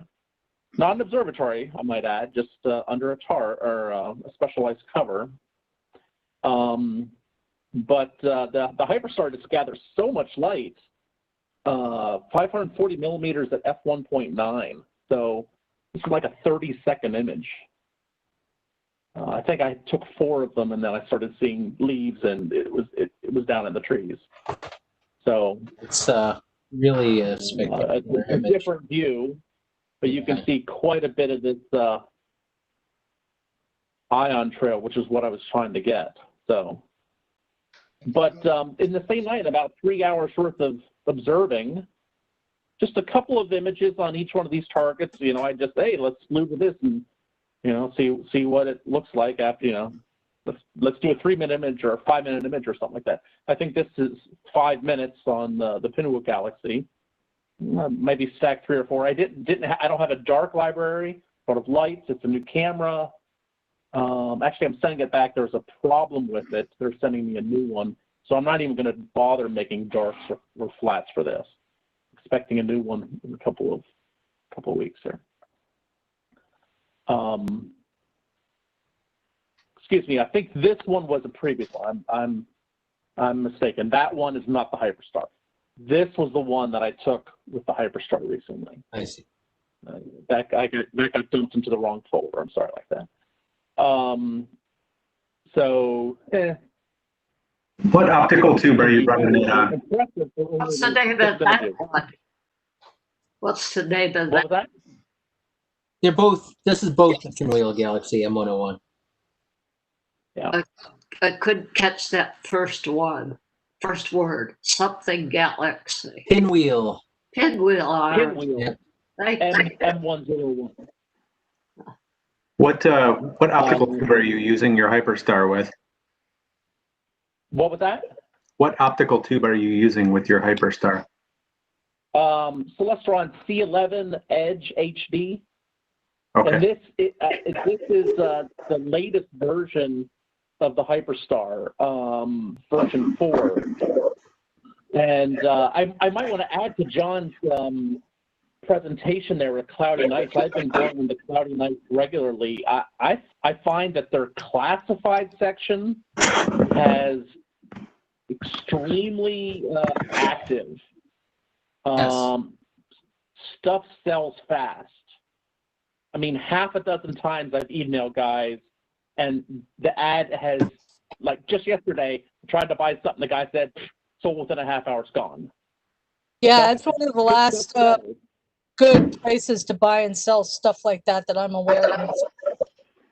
Hey, gang. I'm guessing, but I'm guessing that COVID possibly has forced, you know, people on the used market, because a lot of stuff just is out of stock online. Try to buy a ZWO camera online. Good luck. About 90% of the models are simply sold out. Hey, gang, it is 8:45-ish. So it's time to reconvene. Grab your snacks, grab your drinks, settle back into your seat. I regret to say that it doesn't appear that Dr. Dale Parton has been able to join us, but since he gave me his notes, Oh, wait, I can. What? Aren't we starting at 9? Not according to the schedule you sent out. Oh, I must not have adjusted that. That was for the debate. Oh, so you're cool to roll at 9? Yes. All right, carry on. 14 more minutes of fun time, guys. Keep the pictures coming. Go back one picture. So this is the first time I've ever seen this. This is the Eastern Veil Nebula. 5-minute image. It's up in the Milky Way, and it's like incredible the number of stars. The same focal length as the other ones, but just the density of stars is incredible. Yeah. So I plan on definitely doing some real work and a lot of get good images. This is the quick one, but it's impressive for what it did.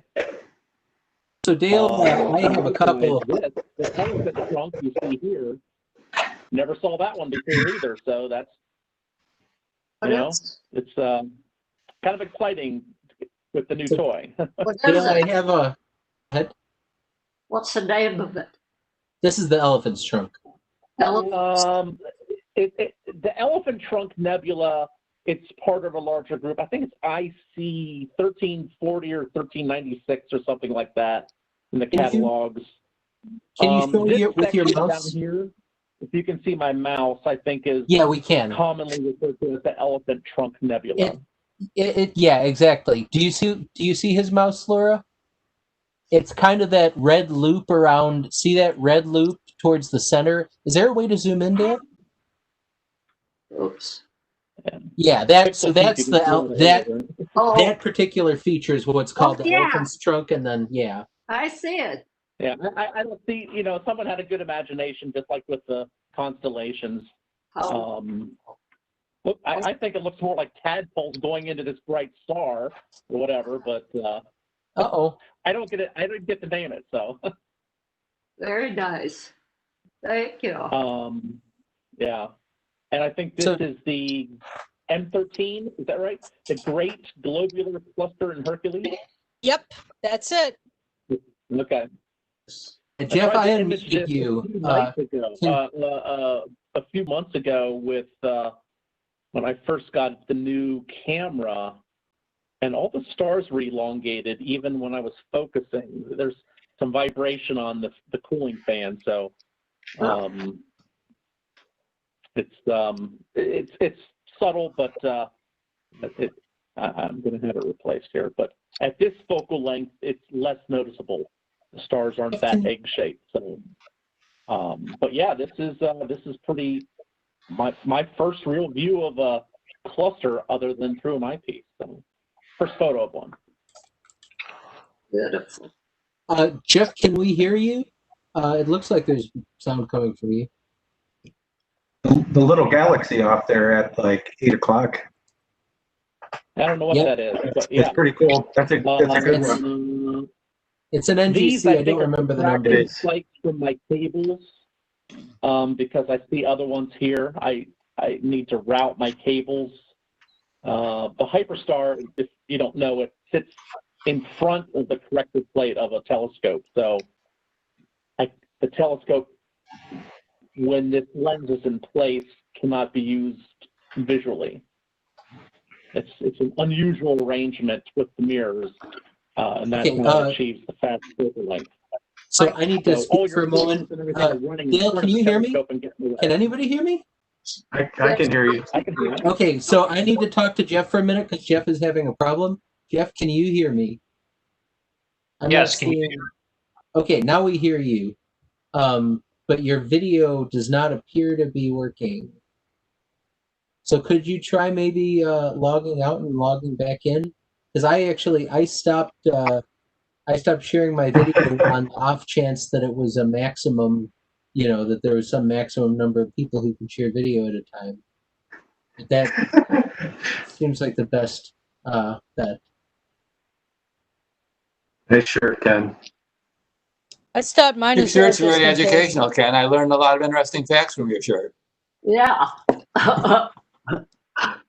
Check that out. Read it out loud to us.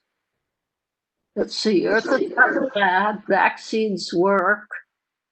We've been to the moon. Can't read the next one. Chemtrails aren't a thing. Okay. Climate change is real. And the bottom one is what? Stand up for science. Lovely. Very nice. So is Jeff quitting and rejoining? Jeff is our presenter. Yeah, it looks like he quit and is going to try to rejoin. Jeff is our presenter, and it would be better if we could see him. Yeah, we kind of need Jeff for the remainder of the meeting. Yeah. I did also want to read some observing reports that we got from members. Catherine posted in that is Ken's favorite saying. So Catherine reports that she did get out to see the comet last month. Went up to the top of a parking garage for a good view and to get above the lights. Saw it a couple nights pretty easily in 10 by 50 binoculars. No luck with the naked eye. The second night, security chased her out. It's not so good. I suppose a person hanging out on top of a parking garage with binoculars for 20 to 30 minutes probably made somebody nervous. but at least they asked if she was observing the comet. But after that, it got cloudy, and yeah, I haven't seen it in a couple of days now. And then Gary Ross had reported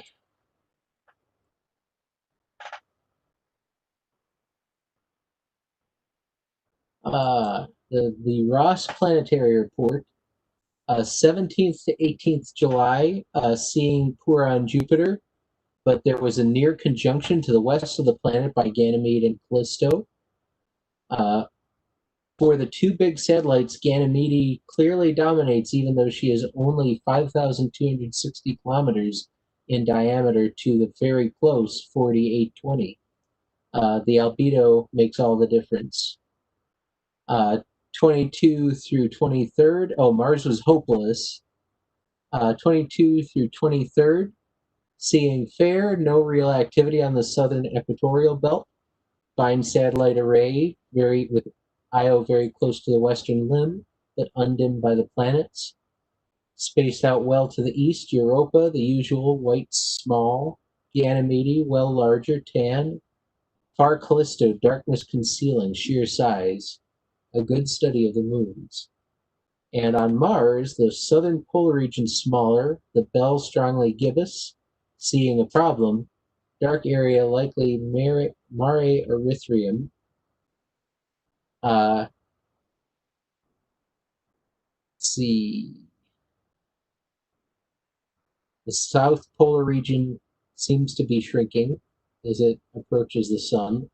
I don't know if we should expect dust storms to start. 24th through 25th, Terminator on Mars cutting through Mare Terranium and Syrtis Minor. Hellas Basin dominates the southern hemisphere. On a sloping line, Mare Serpentis to Syrtis Major is the prominent dark feature. Polar cap progressing really small. The polar cap was really striking. It's just weird to see this pure white dot standing out from the rest of the planet. So if you haven't seen that this year, it's Mars just keeps getting better and better. Hey, Jonathan, I've got a cell phone pic of Mars from the 7th, July Excellent. 7th, if I can share here.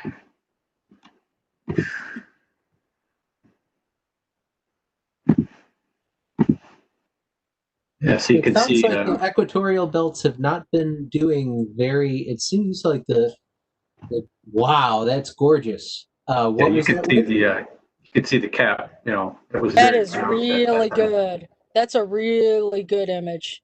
Wow. Yeah, there wasn't much. This is kind of the boring side of Mars, so there wasn't much in the way of albedo capture, but it looks like there are some features towards somewhere in the northern hemisphere. Yeah, unless those are just compression artifacts. It could be compression. But you can see that's always the trick. Is it really there, or is it a spot? Is it a condensation droplet on the lens, or through the eyepiece you could see real sharp albedo like lines and bright lines within the cap itself, and then a bit of limb haze. Pretty cool. Okay, Jeff. Any luck? Oh, he's back. All right. I almost went into IT. I just restarted the computer. Solves all the problems. Oh, so Marty Coons. So we did have a comment from YouTube. Special thanks to John for the presentation. Very useful and greatly appreciated. And Marty Coons weighs in that the galaxy that is next to M13, the Great Globular Cluster in Hercules, is NGC 6207, which was right at the tip of my tongue, I swear. We spent a little time looking at it last week, too. So. But I think we are approaching the appointed hour, so. We are indeed. So again, once more, sorry for the misunderstanding about the timeline earlier, but now if you could grab your drinks, grab your snacks, get in your seat, mute your microphone, and feel free to turn off your video, not because we don't want to see you, but because we do want to see Jeff and sometimes we end up with bandwidth issues. So I do not see that Dale has managed to make it back, but I am fully prepared to give his introduction for former President Jeff Macleod. Our main speaker tonight is Jeff Macleod. Jeff is also no stranger to WAS, having served as our president.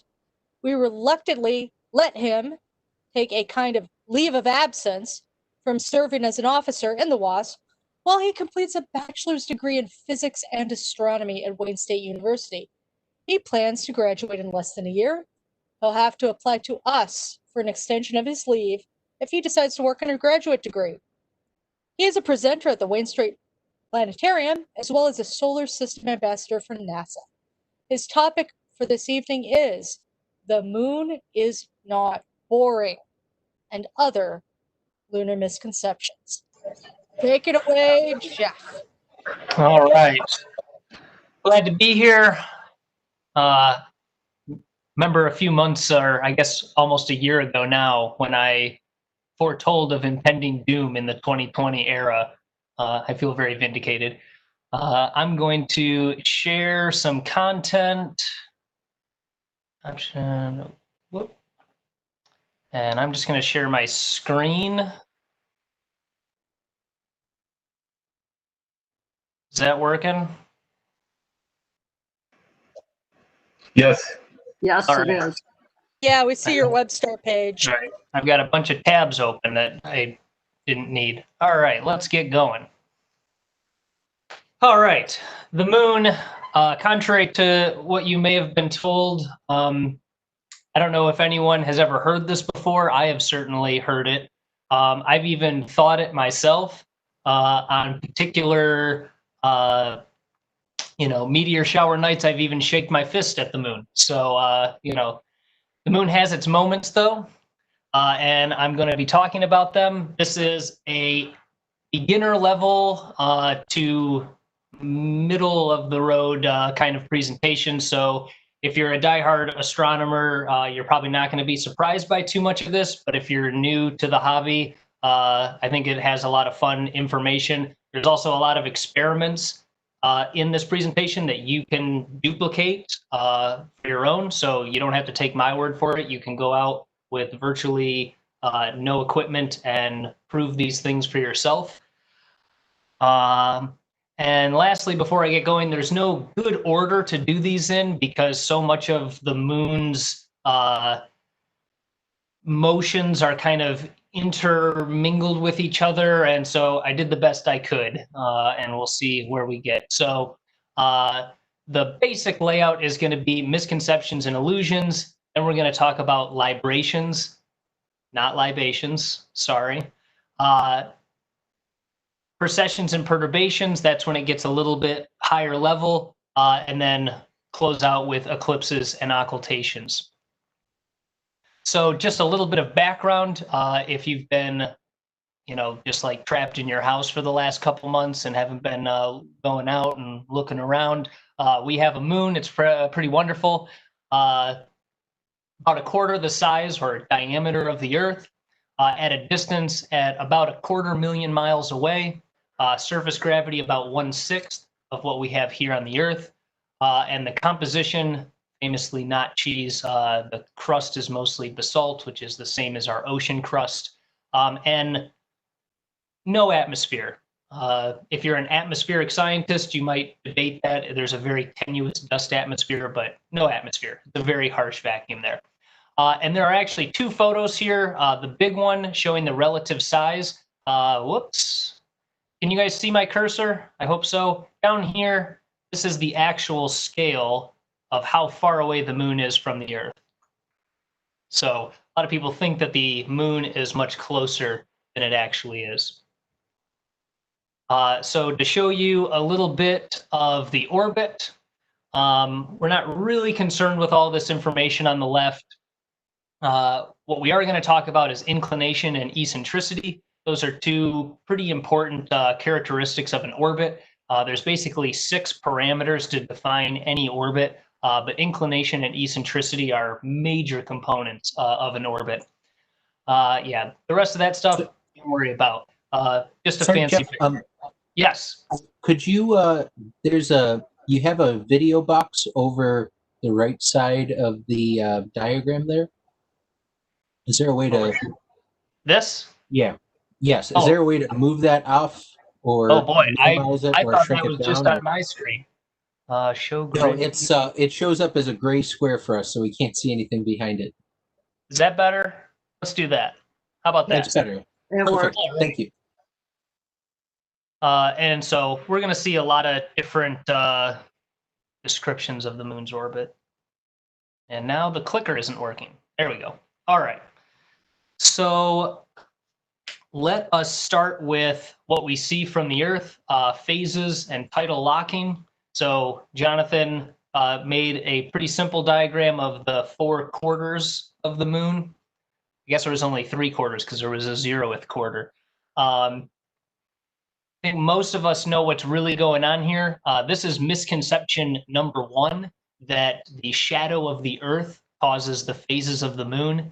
This is 100% not true. The moon's motion around the Earth and our vantage point is what causes the phasing. So looking at this diagram here, you can kind of see that as the moon actually goes around the Earth, half of it is always illuminated by the sun, which is a different misconception. And so you see different proportions of the light side and the dark side. The line between night and day on the moon is known as the terminator. We'll talk about that a little bit. And the last thing I want to show you in this photo here is here on the dark side, you can still see most of the moon. This is a thing known as Earthshine, and it demonstrates just how bright the Earth is, that it can illuminate the unlit side of the moon enough to where you can actually see it with the unaided eye. It's a pretty cool thing to observe and point out to people that aren't into astronomy that, have you ever noticed that you can still see, the other side of the moon? I've met people that didn't know that the moon was still there where it's not illuminated. Somehow it was actually being disappeared. And anyway, let's see. Misconception number 2 is that the moon doesn't rotate. We always see the same side of the moon facing us, which is also only half true. But in fact, the moon rotates at the same rate that it revolves. And so in this diagram here, you can see that as it's going around, it's also rotating so that that same forward-facing side is always facing the Earth. So indeed, it does rotate. If the moon did not rotate, we would actually see all of it as it revolves around the Earth.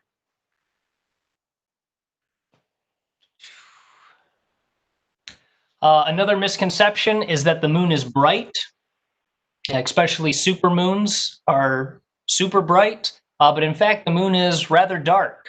And you can do this experiment for yourself. I actually had a lot of trouble finding images on the internet of someone who has done this. It's a really simple experiment. I don't have the time or equipment to do it. It's nice to have a camera that you can adjust the settings on. So someone out there, please do this and get back to the Warren Club for us. Take a photo of the moon, save those camera settings. The next bright day, go out and take a picture of some concrete. So a lot of people are used to thinking of the moon like this image here, which is very bright. But that's all down to the exposure rates on the camera. And so looking at these 2 photos, you can see moon is much closer to this color. And in fact, if you look at Apollo images or some other geostationary satellite photos, the moon is actually rather dark.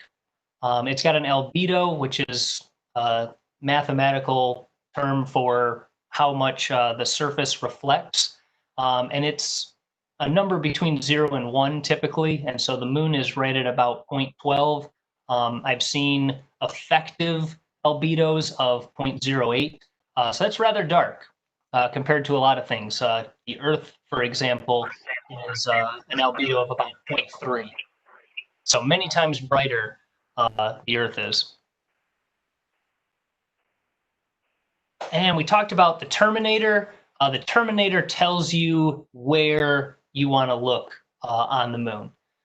Full moon is boring, despite what the presentation says. I have two images here of Copernicus crater. This is a crater about 93 kilometers across, or about 50 so miles. And you can see the image on the left, you know, well, I'll ask you this, even though you guys can't respond. Which crater looks deeper? It's the one on the right, but they're the same crater.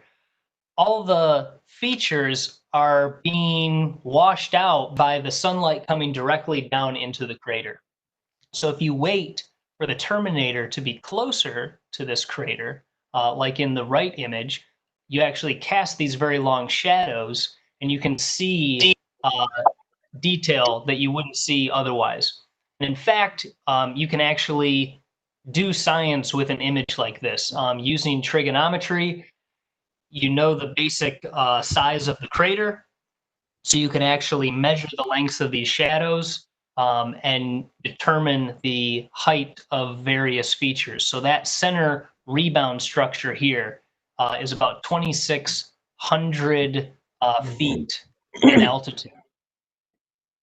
I don't think you'd get that kind of accuracy doing the experiment for yourself, but it'd be worth a try. So let's get to inclination and eccentricity. The inclination of the moon's orbit is interesting. Basically, the two things that you need to know is that the moon does not orbit around the equator of the Earth, and it does not orbit on the ecliptic plane. And what that means is that it doesn't go around the sun in the same way that the Earth does, and it doesn't go around the Earth around its axis of rotation, if that makes any sense. It's inclined relative to both of those. So this actually creates or determines where the moon can be seen. And so I made this little plot for our location in Detroit. This is where the moon can be found in the sky. There are limitations on it, but it actually can exist in a rather large swath of the sky. So all the way down to about 14 degrees above the horizon, all the way up to 71 degrees. And basically that changes based on the season, time of year, all that kind of stuff. And now eccentricity, this is what gives us our supermoons. Eccentricity of an orbit is a mathematical thing to do with describing an ellipse. And basically, it is another number from 0 to 1. The closer to 1, the more elongated the ellipse becomes. If your eccentricity is 0, you have a circle. A circle is actually a special symmetrical ellipse. So the moon does not have a perfectly circular orbit, which means sometimes it is closer to us, sometimes it is farther away. And when that coincides with a full moon, we get a supermoon. And so this is just an image showing relative scales of the smallest moon that you can observe and the largest. The difference is actually only about 14%, which isn't very much. And I would argue that you're not going to notice that naked eye. I hear people claiming all the time that they can tell when it's a supermoon. And then you ask if they already knew it was a supermoon, and yeah, I heard it on the news, but I can tell. I think you just heard it on the news. Now, however, because of its larger size and how light works, it can actually be about 30% brighter. So in terms of brightness, maybe you can notice when it's a supermoon. But its angular size in the sky, 14% of something that's only a half of a degree in the sky, I have my reservations. Let's see. All right. A big misconception is the dark side of the moon. It is actually the far side of the moon, like the cartoon would indicate. So I have two pictures here. One is the near side that we are all familiar with, the one that we see every night and every day. The other one being the far side. This has only been seen by spacecraft and a handful of Apollo astronauts. Very different, the two sides of the moon, and there are several theories as to why the moon looks so different on one side or the other. One is that earlier in its formation, the heat of the newly formed Earth was so much so that it basically obliterated material that then accreted on the far side, making the far side thicker in its crust, the near side thinner, and you get this volcanism that creates these huge mare, the seas, the dark splotches that you see there.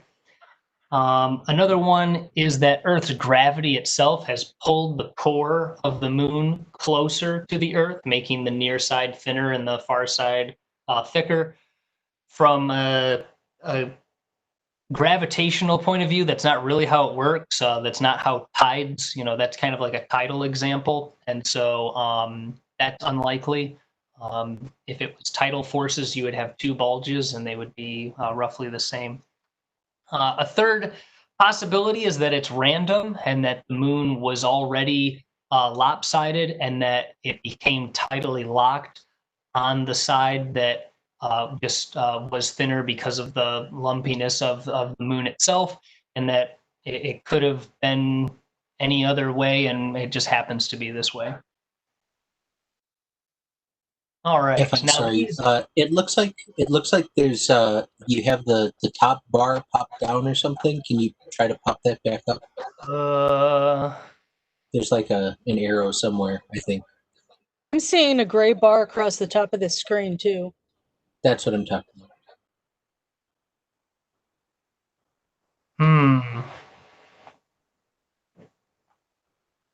Oh, there it goes. All right, good. Thank you. All right, you want me to start over? No, I'm just kidding. All right, now the really just go back 20 slides. Yeah, the really fun illusions. And that's the other thing is, misconceptions, illusions. Some of this stuff is actually happening. Most of it is not really going on. So this one, the moon horizon illusion, is well known to most amateur astronomers. And it's interesting because there's no consensus on what is actually going on. There's actually several theories as to why the moon appears larger on the horizon than it does when it's high up in the sky. So I have them numbered here. One is atmospheric distortion. So on the left there, you can see the atmosphere distorting the shape of the moon. If that was the only factor, it's distorting it. It's not magnifying it. So that theory is pretty bad. But it is obvious that atmospheric distortion is a real phenomena, and you can capture it with a camera relatively easily if you get good horizons.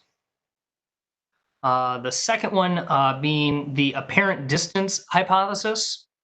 This is the image right here, sometimes also known as the flattened dome theory.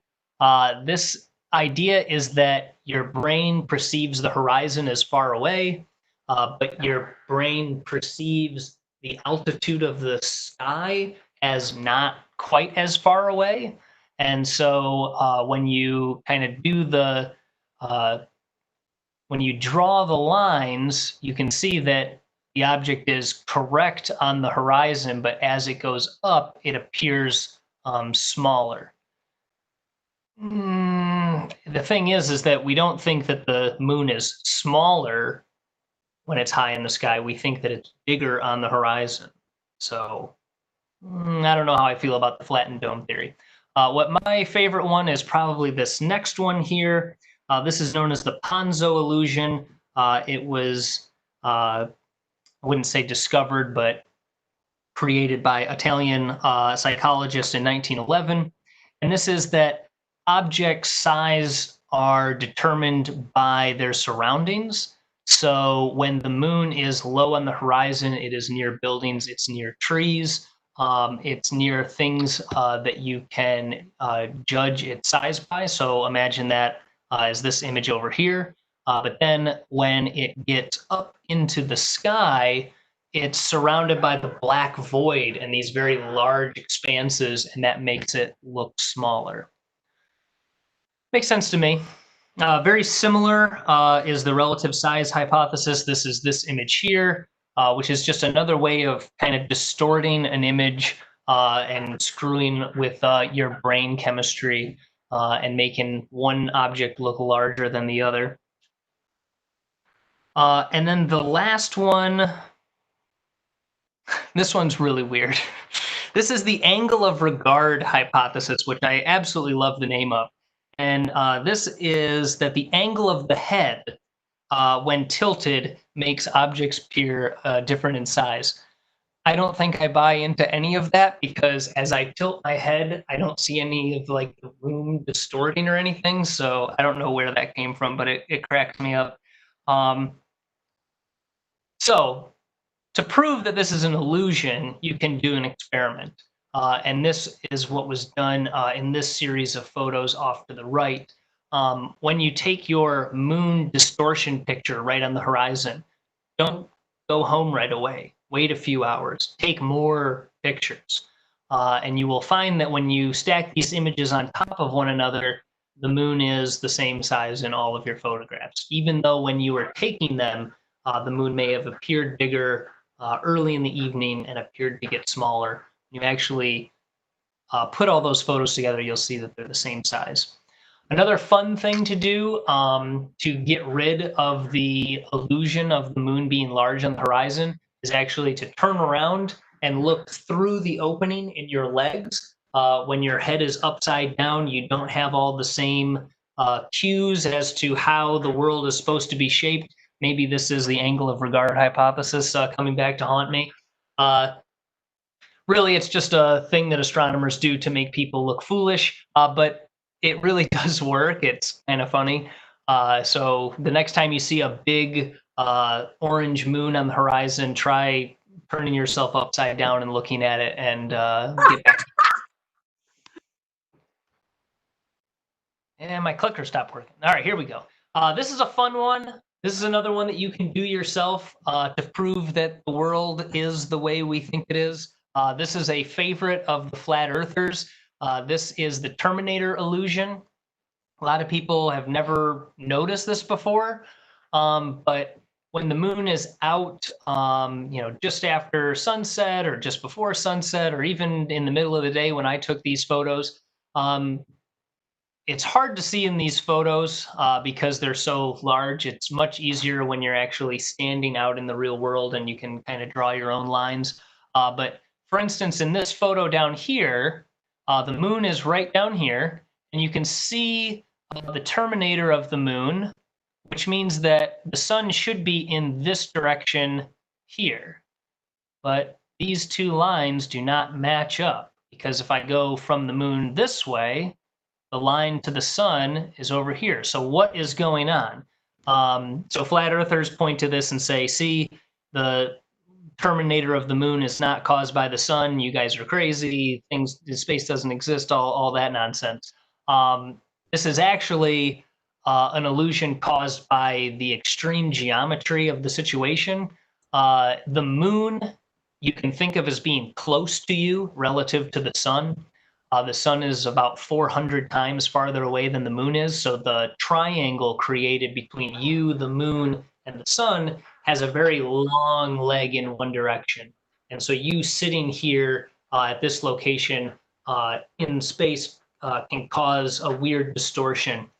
And the way that you can get rid of this is if you take a panoramic photo, but if you align it with the terminator and trace out to the sun, you'll get a photo like this one to the left. So instead, this is the exact same day, same time. I've just turned the phone and I've traced it up towards the sun, and you can see that now the terminator and this line from the full photo line up.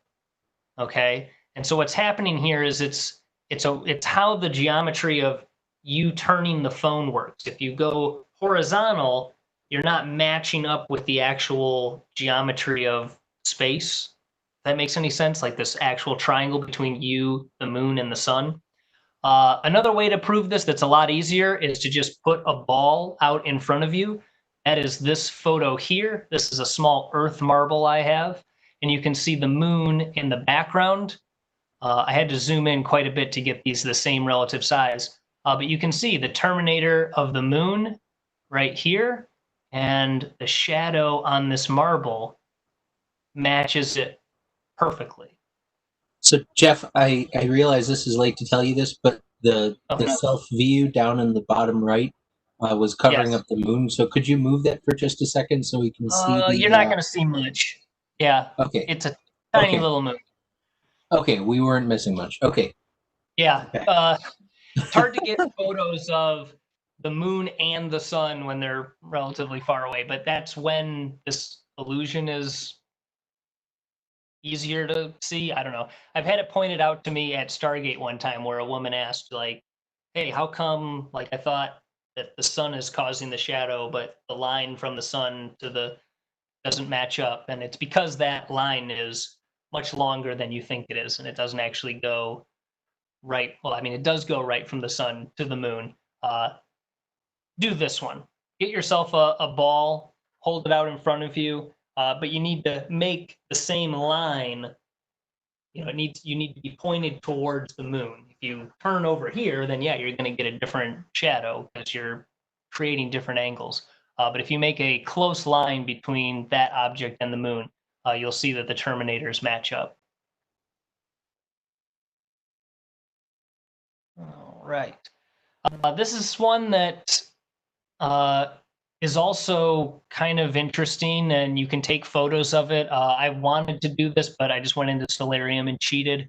The moon appears to rotate like this throughout the night, and this is caused. Could you move your presenter view back to where it was? Oh, can I turn this off?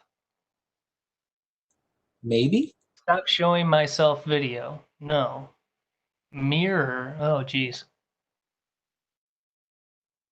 All right, I'll just leave it up here. So this is caused by the Earth rotating and your vantage point on the Earth rotating, and as the moon goes by, it actually appears to rotate. The geometry of this is a little hard to explain without like a physical model to show the different stages, but this is the moon just after moonrise, and you can kind of see these three Mare here, and then they rotate more and more, and then this is just before moon set. So another neat thing to do when you've got a moon, if you're going to do a long stint of observing, just kind of make a mental note of, you know, the orientation of the terminator or some features on the moon, and as it goes by, you'll actually notice that indeed it is rotating. Easier to see with like a first quarter moon, but a first quarter moon's only out for half the night. But yeah, when you first see it, it'll be like this, but then when it sets, it'll be like this. And so it clearly is rotating, but the moon is not rotating. It's you that are rotating. Okay, so that takes us through misconceptions and optical illusions. Now we're going to get into the actual motions of the moon. And now this thing has cropped back up. How did I get it to go away before? There it goes. Oh, and it comes back. Go away. Eventually. There we go. All right. Jonathan, I can't get rid of it. Webex just doesn't like you. You're sharing your whole desktop instead of just the window, right? Could you try sharing just the window? Well, I was going to jump to something else. You think I should still do it? We're almost there. All right. It looks okay that way. There are several librations for the moon, and they're all caused by different things. So we've got latitudinal, longitudinal, diurnal, and then the position angle of the polar axis isn't really a libration. And I actually had to talk to a NASA scientist to get the skinny on this one, and it was a phenomena that I was unfamiliar with. So I'm hoping that a lot of y'all are also unfamiliar with it. So you can learn something today.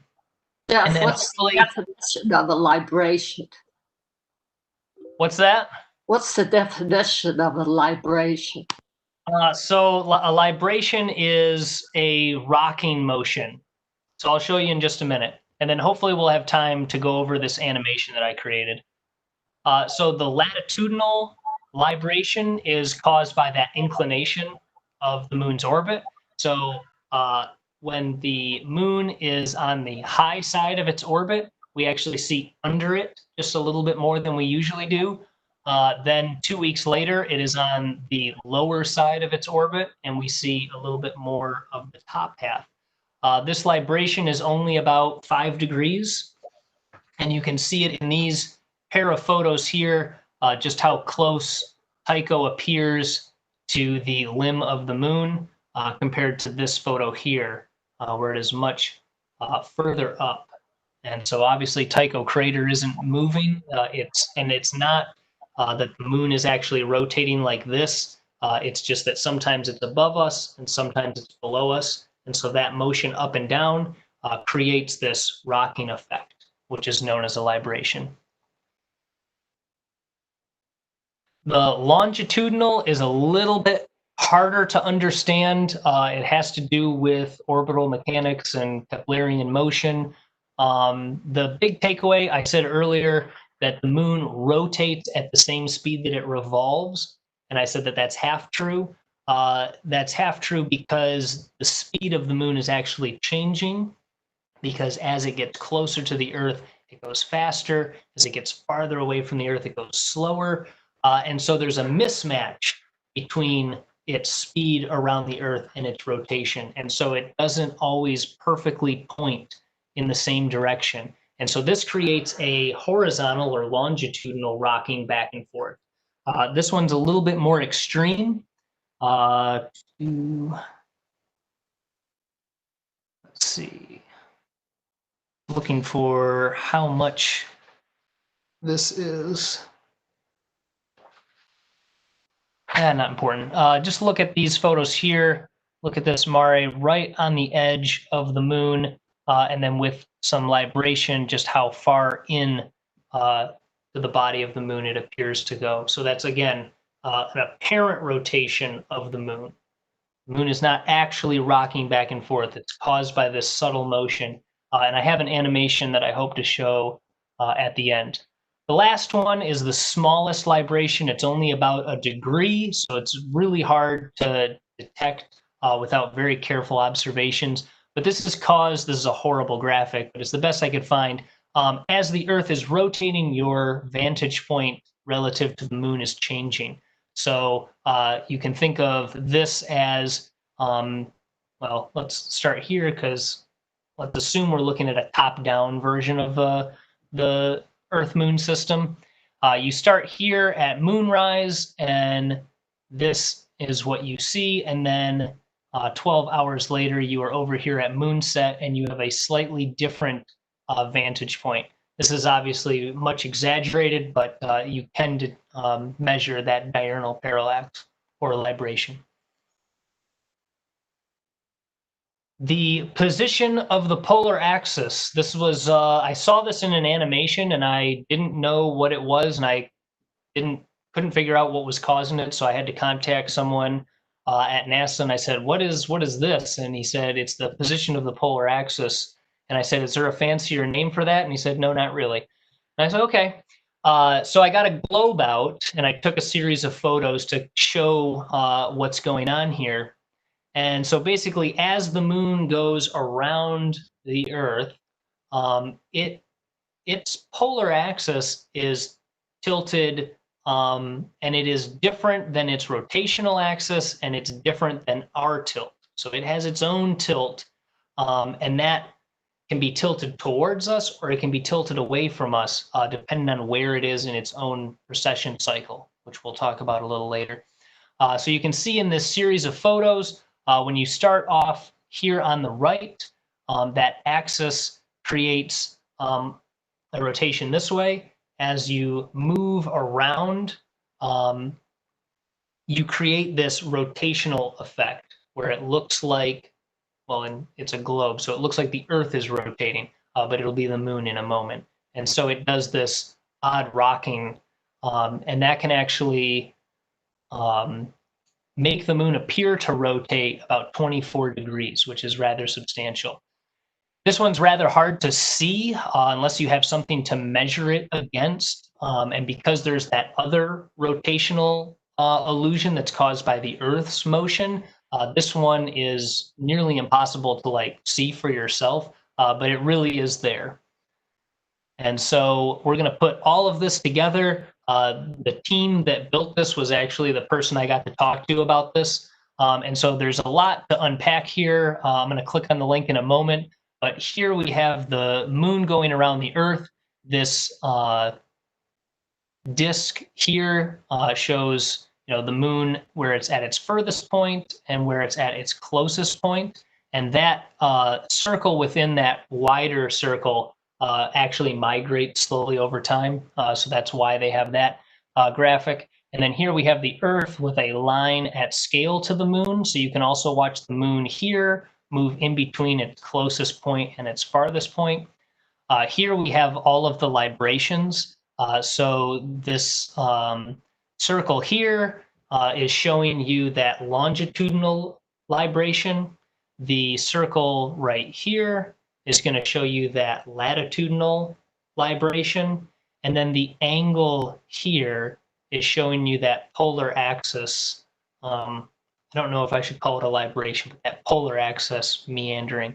This does not show diurnal librations. So this is, imagine you're in a vantage point either from the center of the Earth or somewhere stationary in space. So let's click on this and hope that it works. If not, I will minimize and just go to my internet browser. Here we go. And so we can watch all of these motions happening simultaneously for the year of 2019 when I put this talk together. So seeing that as the moon is getting closer, it's getting larger. Now it's going to slowly start getting smaller. It's rocking, it's tilting. And so the moon may look like it's always the same, but in fact, for my money, it's never the same. I would be very surprised if you ever happen to catch the moon in the same phase during the same, polar axis alignment with the same longitudinal and latitudinal librations, where it's at the same distance from the Earth. I mean, there's too many parameters for you to catch it doing the same thing twice. All of these cycles are different lengths of time. And so there's also, when we talk about precessions and perturbations, those are also changing everything. So the moon is just infinitely more dynamic than people give it credit for. And it's partially because it's really hard to see these things until LRO and NASA create this wonderful animation to show it to you. And I could watch this all night, but we'll stop it for now. And so if you would like these, this link right here will take you to that animation, or if you just YouTube lunar librations, you'll probably find something like this. They have a series of these, so some of them don't have all the information, they just have the moon. So if you want a more beautiful, less cluttered view, you can definitely get that. That was a marvelous presentation. Thank you. Oh, we're not done. Oh, we're not done. We got more. Oh, we're not done. Ooh. How am I doing on time? Yeah, I got time. All right. I can't get that to Yeah, go you away. got time. All right, precessions and perturbations. So now it's going to get a little bit more complicated. Basically, every aspect of the moon's orbit is not fixed. They are also in flux. So there are about 6 major perturbations, and there's 3 major precessions, and some of them are actually the same thing. So we have nodal precession. If we take that inclination of the moon's orbit and the point at which it crosses over our equator, we draw a line. The intersection of those two we call the nodes. This is where eclipses happen, so the nodes are important. But that place is actually migrating. And so every 18.6 years, you can imagine if you've ever seen a Euler disc or a coin on the ground that's spinning, or a plate that's doing this interesting motion, the plane of the moon's orbit every 18.6 years makes a full loop of that precession. And so that changes basically the constellations that will be behind certain eclipses. But knowing where those nodes are helps you predict when eclipses will happen. Then we have apsidal precession. So this is the points where we have the perigee and apogee. These are the points of closest and farthest approach to the Earth. Those points are also not static. So if you were to mark in the sky where the moon is closest to the Earth, a year later it's not going to be there because that precession is faster. It's about 9 years. And so if you look at the, well, I guess it's this photo down here, the eccentricity of the moon's orbit, that point of farthest is actually migrating around. This is much exaggerated. It's nowhere near as obvious as that, but it is measurable. And then there's also axial precession. So the same way that the Earth wobbles on its axis, the moon also wobbles, but it wobbles much faster because it is a smaller object. So the Earth has a 30,000 year cycle for its axial precession. The moon's is 18.6 years, which matches up with this nodal precession. So there's probably a link between those two. All right, perturbations. Got a couple of them there. Equation of center. This is explained away by Keplerian motion. This was actually known to the ancients. They figured out that the moon wasn't always quite where they thought it should be, that it was lagging behind and then trailing and leading. And so when we actually got Keplerian laws of motion and why objects move faster when they're closer to their source of gravity, it explained away this perturbation. And so it's no longer really considered a perturbation. Evection is similar. Variation is also similar. Let me see here, because evection was accredited to Ptolemy for its discovery. The variation was accredited to Tycho Brahe. And this was the idea that the moon was actually speeding up and slowing down. He didn't know why, but Newton explained later why it was speeding up and slowing down with his laws of gravity. The annular equation is pretty interesting. As the Earth gets closer to the sun in its orbit, because it is also not a perfectly circular orbit, as it gets closer, the moon speeds up and its orbit shrinks slightly. When the Earth moves away from the sun, it slows down, that slows down the moon, and the moon's orbit balloons up ever so slightly. And that undulation in the moon's orbit is also measurable. The parallactic equation was discovered by Newton. Let's see here, and that it's a variation on the annular equation that explains some asymmetries. Don't worry about it. It's just Newton being a badass. And then finally, we have the reduction of the ecliptic. So if you plot the moon against the background of stars, its motion, you can basically explain it using trigonometric terms. And so if it was something very simple, you could describe it with like a sine wave. But if it was more complicated, you would add in extra terms, and then you can get more complicated motion that's still cyclic. And so when this was originally done, it had about 25 to 30 terms. At the beginning of the 20th century, they were up to about 1,400 terms. And now with the retroreflectors that were left by Apollo astronauts and the laser rangers that are being used, they're now into the tens of thousands of terms to explain all the subtle motions of the moon. Basically, our level of precision in measuring the subtle motions of the moon is taking into account all of this gravitational influence from the rest of the solar system. And so it's pretty darn impressive what they're able to do. And then, well, I got two more slides. Eclipses, there are three main types. We have lunar, we have solar, and then we have annular solars. So just lay out here, when the moon passes into the Earth's shadow, we have what's known as a lunar eclipse.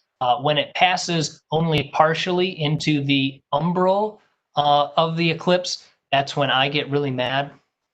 Don't do that. That's when I shake my fist at the moon. It wasn't the moon's fault, it was the media, but you got to be careful. Make sure you read the whole thing. Partial penumbral eclipse. Okay. And then we have our solar. Hopefully most of you were able to see this particular eclipse. Cheryl Kaplan took this photo. It is a lovely, I guess, mosaic of the moon moving in front of the sun totality and then exiting. A wonderful photograph there, seeing the upper atmosphere of the sun. And whoops. The last thing that makes the moon pretty interesting is occultations. The moon can occultate all of the planets except for the Earth. And it can occultate bright stars like Aldebaran. Aldebaran's fun to watch. The dimmer stars aren't quite as traumatic. But there's real science to be gained from things like this. So here you can see Venus being occulted, Mars, Saturn. Here's a close pass of Jupiter. I believe this is a photo I took. And then here is an occultation from different locations on the Earth. And so you can actually use three-dimensional geometry to figure out where the moon is in space on these occultations. So no electricity required, just measurements and mathematics, and you can actually figure out quite a bit about the geometry of the solar system. And that is going to do it, but if I have time, I'd like to go over that graphic with you guys. You've got 15 minutes, Jeff. It's cool. All right. Well, I can also field questions. Yes. Can you explain that? Can you explain the photo on your question slide? Oh, yeah. You know, not everyone understands geometry, and so you get photos like this where this person famously asked the internet if someone could move the moon into his hands for him, and he got a bunch of horribly comedic responses where they moved his hand instead of the moon and all kinds of crazy things. All that really needed to be done is the person holding the camera should have lifted it up slightly, and they could have put the moon into his hands for him, because he's pretty close. I suspect it was done for comedic purposes in the first place. I have something that is really interesting that you covered that about eclipses and that period. Each eclipse occurs 18 years and 10 days, 10 or 11 days after the last eclipse, 1/3 around the Earth. However, if you go around the Earth the 4 times and get around to the one again, it's a little bit off, and that's the 18.6 as opposed to the 18 years and 10 days or 11 days, and that's the precession factor that you discussed, which is what you have. There you go, just for the hell of it. All right, I'm going to get this out of here. All right, I'm going to pull up. Oh, that's not it. I have a question if it's the right time. Yes, go for it. Okay. I I can imagine another motion of the moon. Even if the moon's orbit was perfectly circular around the Earth, I could imagine that the moon might be rocking back and forth slightly and slowly. That there's a mass distribution in the moon that's not perfectly symmetric, right? But who says that wobble back and forth is zero? It seems to me that yeah, it's certainly not zero. it seems to me that tidal effects would slowly damp it out, and maybe they pretty much have by now. But with the retroreflectors on the moon, I would think even the slightest remnant of that would still be measurable. Yeah, I don't know the specifics, but I know that, and I can't remember the name of it, but there's a word for the perturbation that you get in. So if you trace the line of the Earth's precession, it's not a circle, it's a little squiggly circle because there's all this smaller perturbation from each time the moon is going around. It's slightly. And so that's got to be working in reverse on the moon as well. And so I'm sure it's measured and known, but pretty advanced, I would say, and hard to discern, but without laser reflectors. Jeff, could you explain? Yeah. I'm going to explain this if I can. There's a lot to unpack here. So I mentioned trigonometry being important. So if you just this is all the equations that are running here to make this work. It's a lot of trig. So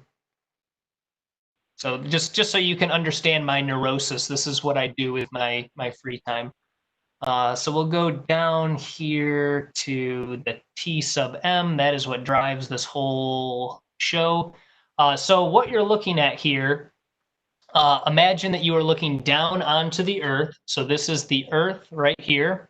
So you imagine this being the North Pole, and you are sitting on the equator, okay? And I have moved the moon to the geostationary point.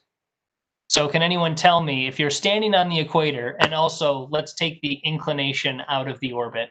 So the moon orbits directly around the equator and it's tidally locked and you are directly underneath it. Where does the moon appear to be?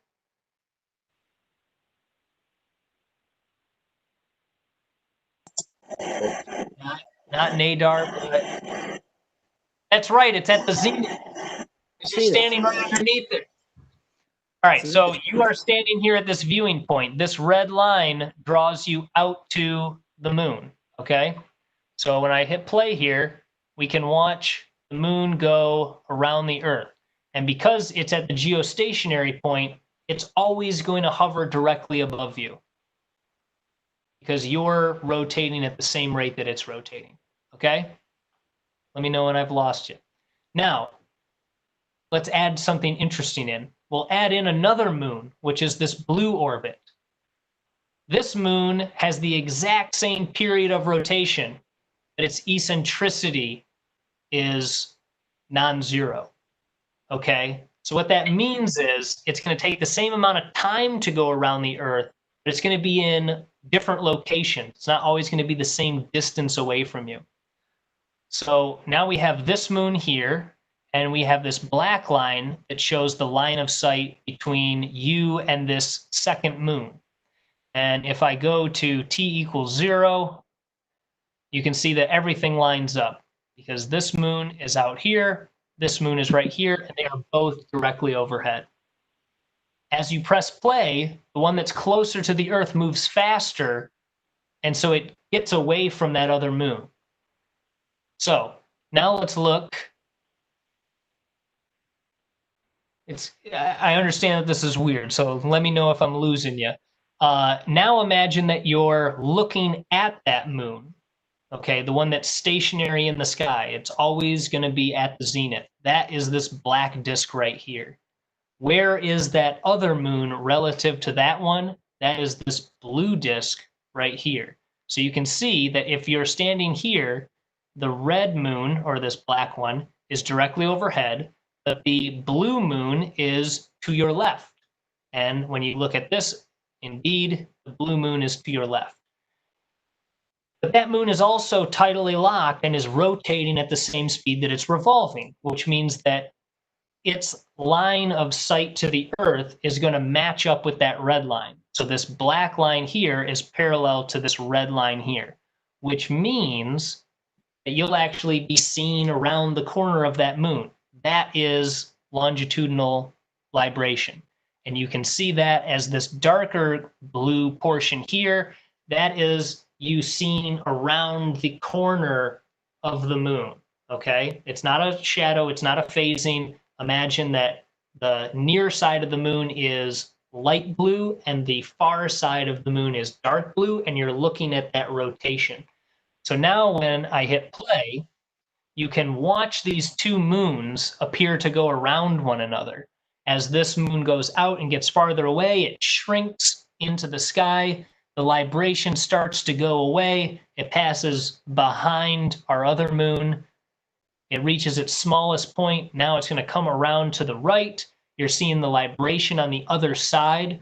As it's getting closer and closer, it's going to grow in the image, eventually becoming much larger than the geostationary moon.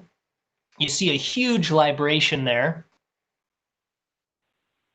And the computer's running slowly because there's a lot of equations in this thing. And then as you get to the perigee, the libration is going to go away. The moon is super large. And so it looks like that blue moon is actually going around the other moon. And that is an optical illusion. They're actually on two completely separate orbits. This was a little game that I played with myself called How Weird of a Moon Could I Make? And this would be a pretty weird system to live in because I would assume that for centuries, scientists would think that the one moon was indeed orbiting around the other one. And it wouldn't be until greater understanding of orbital mechanics came around that, in fact, that's not the case. I doubt that you could actually have an eccentricity that high and still have tidal locking, but I don't actually know that. So we've got a question in the chat for you, Jeff. Yes. Does the moon rise in the south in the summer and northish in winter? Courtesy of Chantel. All right, let's go back to the presentation and go to our sky chart where we can see where the moon is visible. And so essentially the moon is opposite the sun, you know, more or less. It's when you're trying to look at it, like say full moon is opposite the sun. So if the sun, I gotta make sure I get this right, in winter and summer. So when the sun is low, the moon is high. And when the sun is high, the moon is low. Bingo. Correct. Think of it like, you know, if the sun is way up in your daytime sky, then when you get to the night, when it comes around, it's going to be low. And you can see, so this is the line of the lowest that the moon will rise and set. And so here, you're very much in the southeast, and it's setting very much in the southwest. And the same can be said for the highs. This is a distorted graph, so bear with me. I kind of just fit parabolas to get my point across, but these you can think of as the degrees, right? So east is 90 degrees from 0. So at 180 degrees, you're basically at north in either direction. And so this is setting, you know, not northeast, but more north than east, if that makes any sense. But northeast would be 140, right?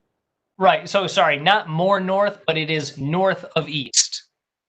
Yeah. It's further so this north is like than east. east. So this is exactly east-northeast is what it is.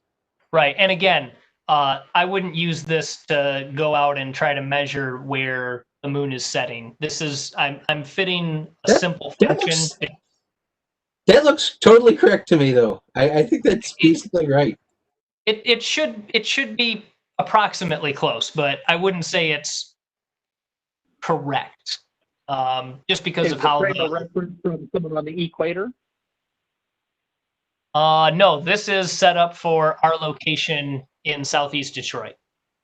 On the equator, it doesn't. You don't get the same kind of seasonality, so it basically Correct. stays 90 degrees to 90 degrees. Right, and if you went too far north, you would get periods of time when the sun and the moon don't rise above the horizon. So basically, you can imagine this whole boomerang can kind of go up and squat down, or come up, and it'll do weird things as your location on the Earth changes, at least in the latitude sense. I have a question sort of along those lines. Based on what percentage of the moon we can see, an observer Hey, Jeff, in you a want another northern question? latitude or an extreme southern latitude, would they be able to see slightly more north or slightly more south of the moon? Yes. So the same way that diurnal parallax can give you an additional degree of longitude, your latitude on the Earth can get you roughly another degree of latitudinal libration. So yeah, I mean, if you could, go from the North Pole to the South Pole in an hour or so, you would be able to see a slight rocking motion of the moon. The problem is it takes you a couple days to make that trip. And so the moon has already moved quite a bit and changed on its own. And so, but yes, your location on the Earth could give you a slightly different view.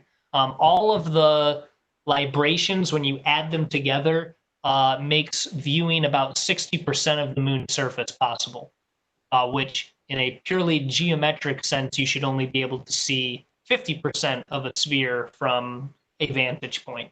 But because of this rocking every which way, you get an additional 10% around the edge. And then I heard someone else asking about, I think there was one more person that had a question. I don't think we had an answer to the previous question, or did I miss it? When in the summer on June 21st, the sun is setting further north, is the moon setting further north? That's not relativity like Mercury, right? That's due to the Gang, sun. stack your questions in the chat. People are talking over one another. Ken, I don't think Ken can hear other people. Ken, Ken, you were waiting before Dale. Could you go ahead? Can you hear me? Yes. Okay. Yeah. The 9-year apsidal precession that's not relativity like Mercury, I would assume. So is that caused by the sun? Do you know the gravity of the sun? I believe it is. Because that's the major the major precessions are basically driven by the sun. Okay, thank you. Yeah, I think the now I won't speak out of turn because I don't actually know for sure, but yeah, the major ones are sun driven.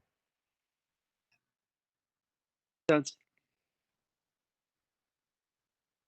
And then John. June 21st, the sun sets farther north than it does on other dates. So is the moon setting further south on that date? That was the same question that Chantel asked, but I didn't understand the answer. It should, yeah.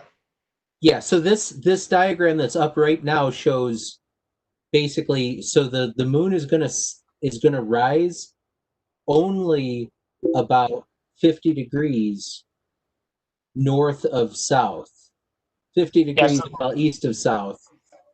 So the dotted line here is your equinoxes. This is one of your solstices, and this is your other. So this is the summer solstice. This is the winter solstice. And then the moon's inclination gives you an extra 5 degrees on either side. And so this purple line here is the upper boundary of where the moon can be observed, and the line down here is the lower boundary of where it can be observed. But in reality, it's always 10 degrees away from where the sun is. So when the sun is at an equinox, the moon is also going to be within 5 degrees of the sun. It's just that the sun is also migrating across the sky and the moon is following it. But as the sun is slowly going up, the moon is doing this.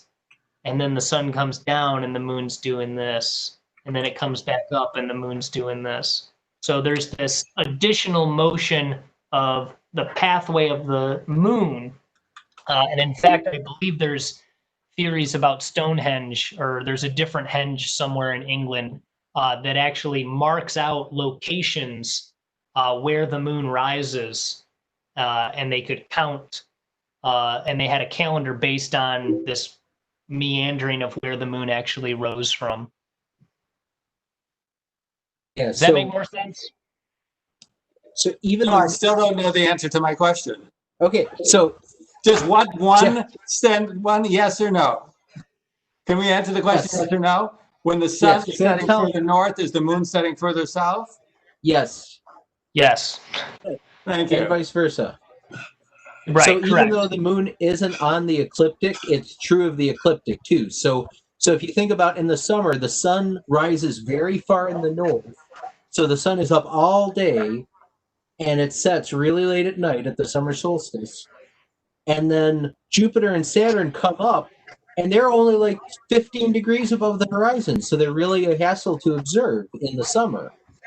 So the only time we see the planets really well is in the fall and winter, when the sun has moved to the south and the ecliptic so basically day is long, the planets are in the nighttime ecliptic is very far in the south, it's short and the sun is in the south. The nighttime ecliptic and the nighttime moon path are both very high. So that's why the summer is no fun. Okay, gang, yeah. it's 5 after, so there's nobody's kicking you out in terms of the chat room. Y'all can stay and talk as long as you like, but officially speaking, the meeting's over. So if people want to head on out, it's cool. Thank you very much for going. I learned things tonight, Jeff. It was math, so I don't know if I wanted to learn it, but thank you very much. Yeah. But Alan had a question. Yeah, Jeff, that slide with all the equations, is that an app or a website, or did you make that yourself? No, that's all me. It's all you? Well, it is a website, but Jeff wrote all of those equations. Yeah. Trial and error. You just keep putting X's somewhere until it works. I can't download that? If you go that link. Yeah, if you go to this link right here, or I can email it to you. Did you email it? Yeah, Jeff, I'll email can we it to put you. it in the WASP? Yeah, absolutely. And we can also, you can change all of the parameters. So like, here's the eccentricity of the blue. We can make that even more exaggerated. Yeah. And so then you can see that's a supermoon. That's what a supermoon. That's a real. Oh no closer. Crash. That might be inside the Roche load. Maybe. If you could email that to me, I'd love it. That's okay. funny. I will definitely send it to you. I have 1 million of these. I've wasted so much of my undergrad on these darn plots. This is what Jeff does for fun, as well as for credit. Yeah, most like you'll see like this. All of these look the same. It's the downside to the program I'm using that basically I have to write the equation for each quadrant of the graph because of how the sines and cosines, you get undefined points. And so in order to get a full orbit, I had to basically do the math. Okay. So sorry. You copy and paste and you change a variable. Could probably do I it see all a that lot way, of so, undefined I know that. values. Yeah, it's all these, where the equation is allowed to exist. It's more an exercise in can you keep all of your variables straight and did you name them properly? Do you identify your variables? Oh yeah. Okay. Believe it or not, this is not the most complicated plot I made in Desmos. Hey, Jeff? Desmos? Is that Bill? Yeah. Hey, What's going Jeff? on? Yeah. Send those calculations to Gary Ross, please.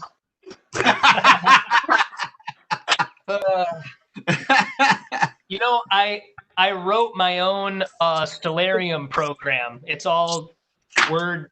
It's a word-based Stellarium program, and I told Gary that he has to approve of it because I did it all myself. Great. Very interesting. I didn't know the moon was so interesting. So Jeff, we did have Charles Pompilius on YouTube said very good presentation as well. Thank you.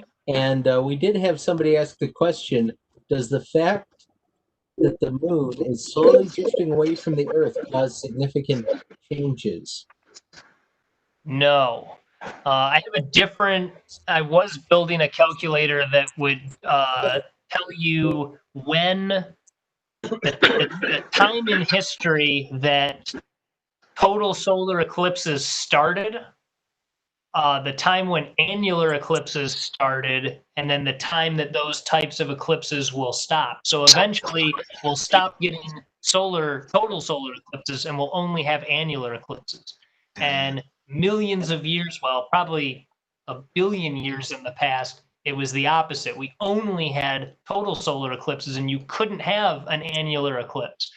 And so I started building that based on what they think the rates of, it migrating is. But the deeper I dove into it, the answer I got was they can't really model what the rate is going to be in the future because so much of it is dependent on Jupiter and the Neptune. oceans. What? Well, Jupiter and Neptune mess it up too. Yeah. Well, and if we don't have oceans in 100 years, it's going to stop moving away pretty much entirely. Yeah, that's true. So there's so much involved that making an accurate prediction. I mean, I can make a ballpark figure, but it's moving away pretty well. Slow and fast are relative. It's like what, a thumbnail a year? So about a centimeter or so a year. Inches. Inch, okay. 1.5 centimeters, 1.6 centimeters. We're gonna keep it in metric units. I actually heard a argument that was pro imperial units the other day that actually made sense.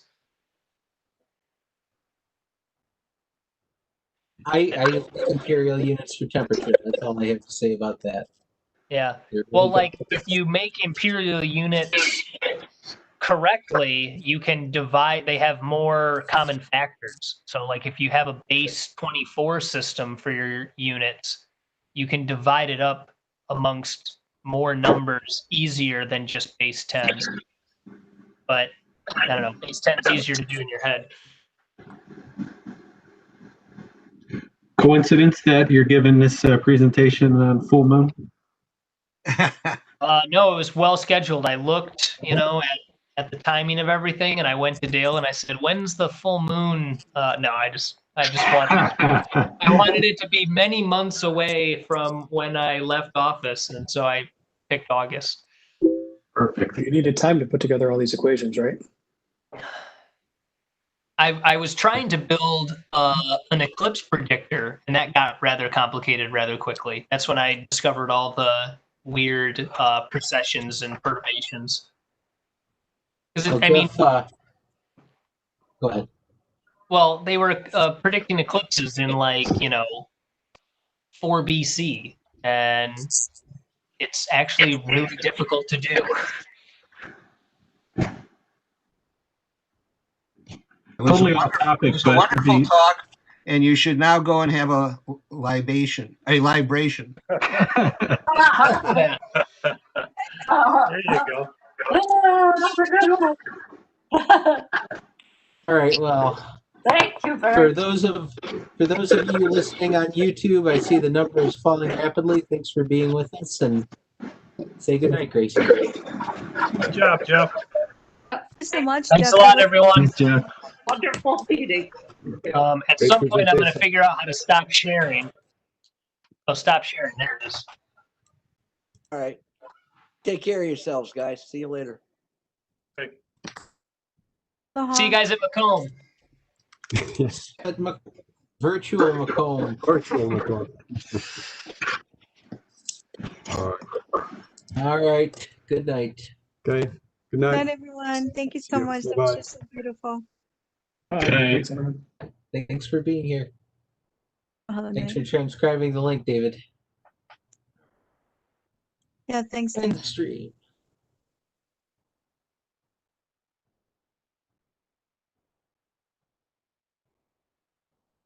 Thank you for the great question, Chantal.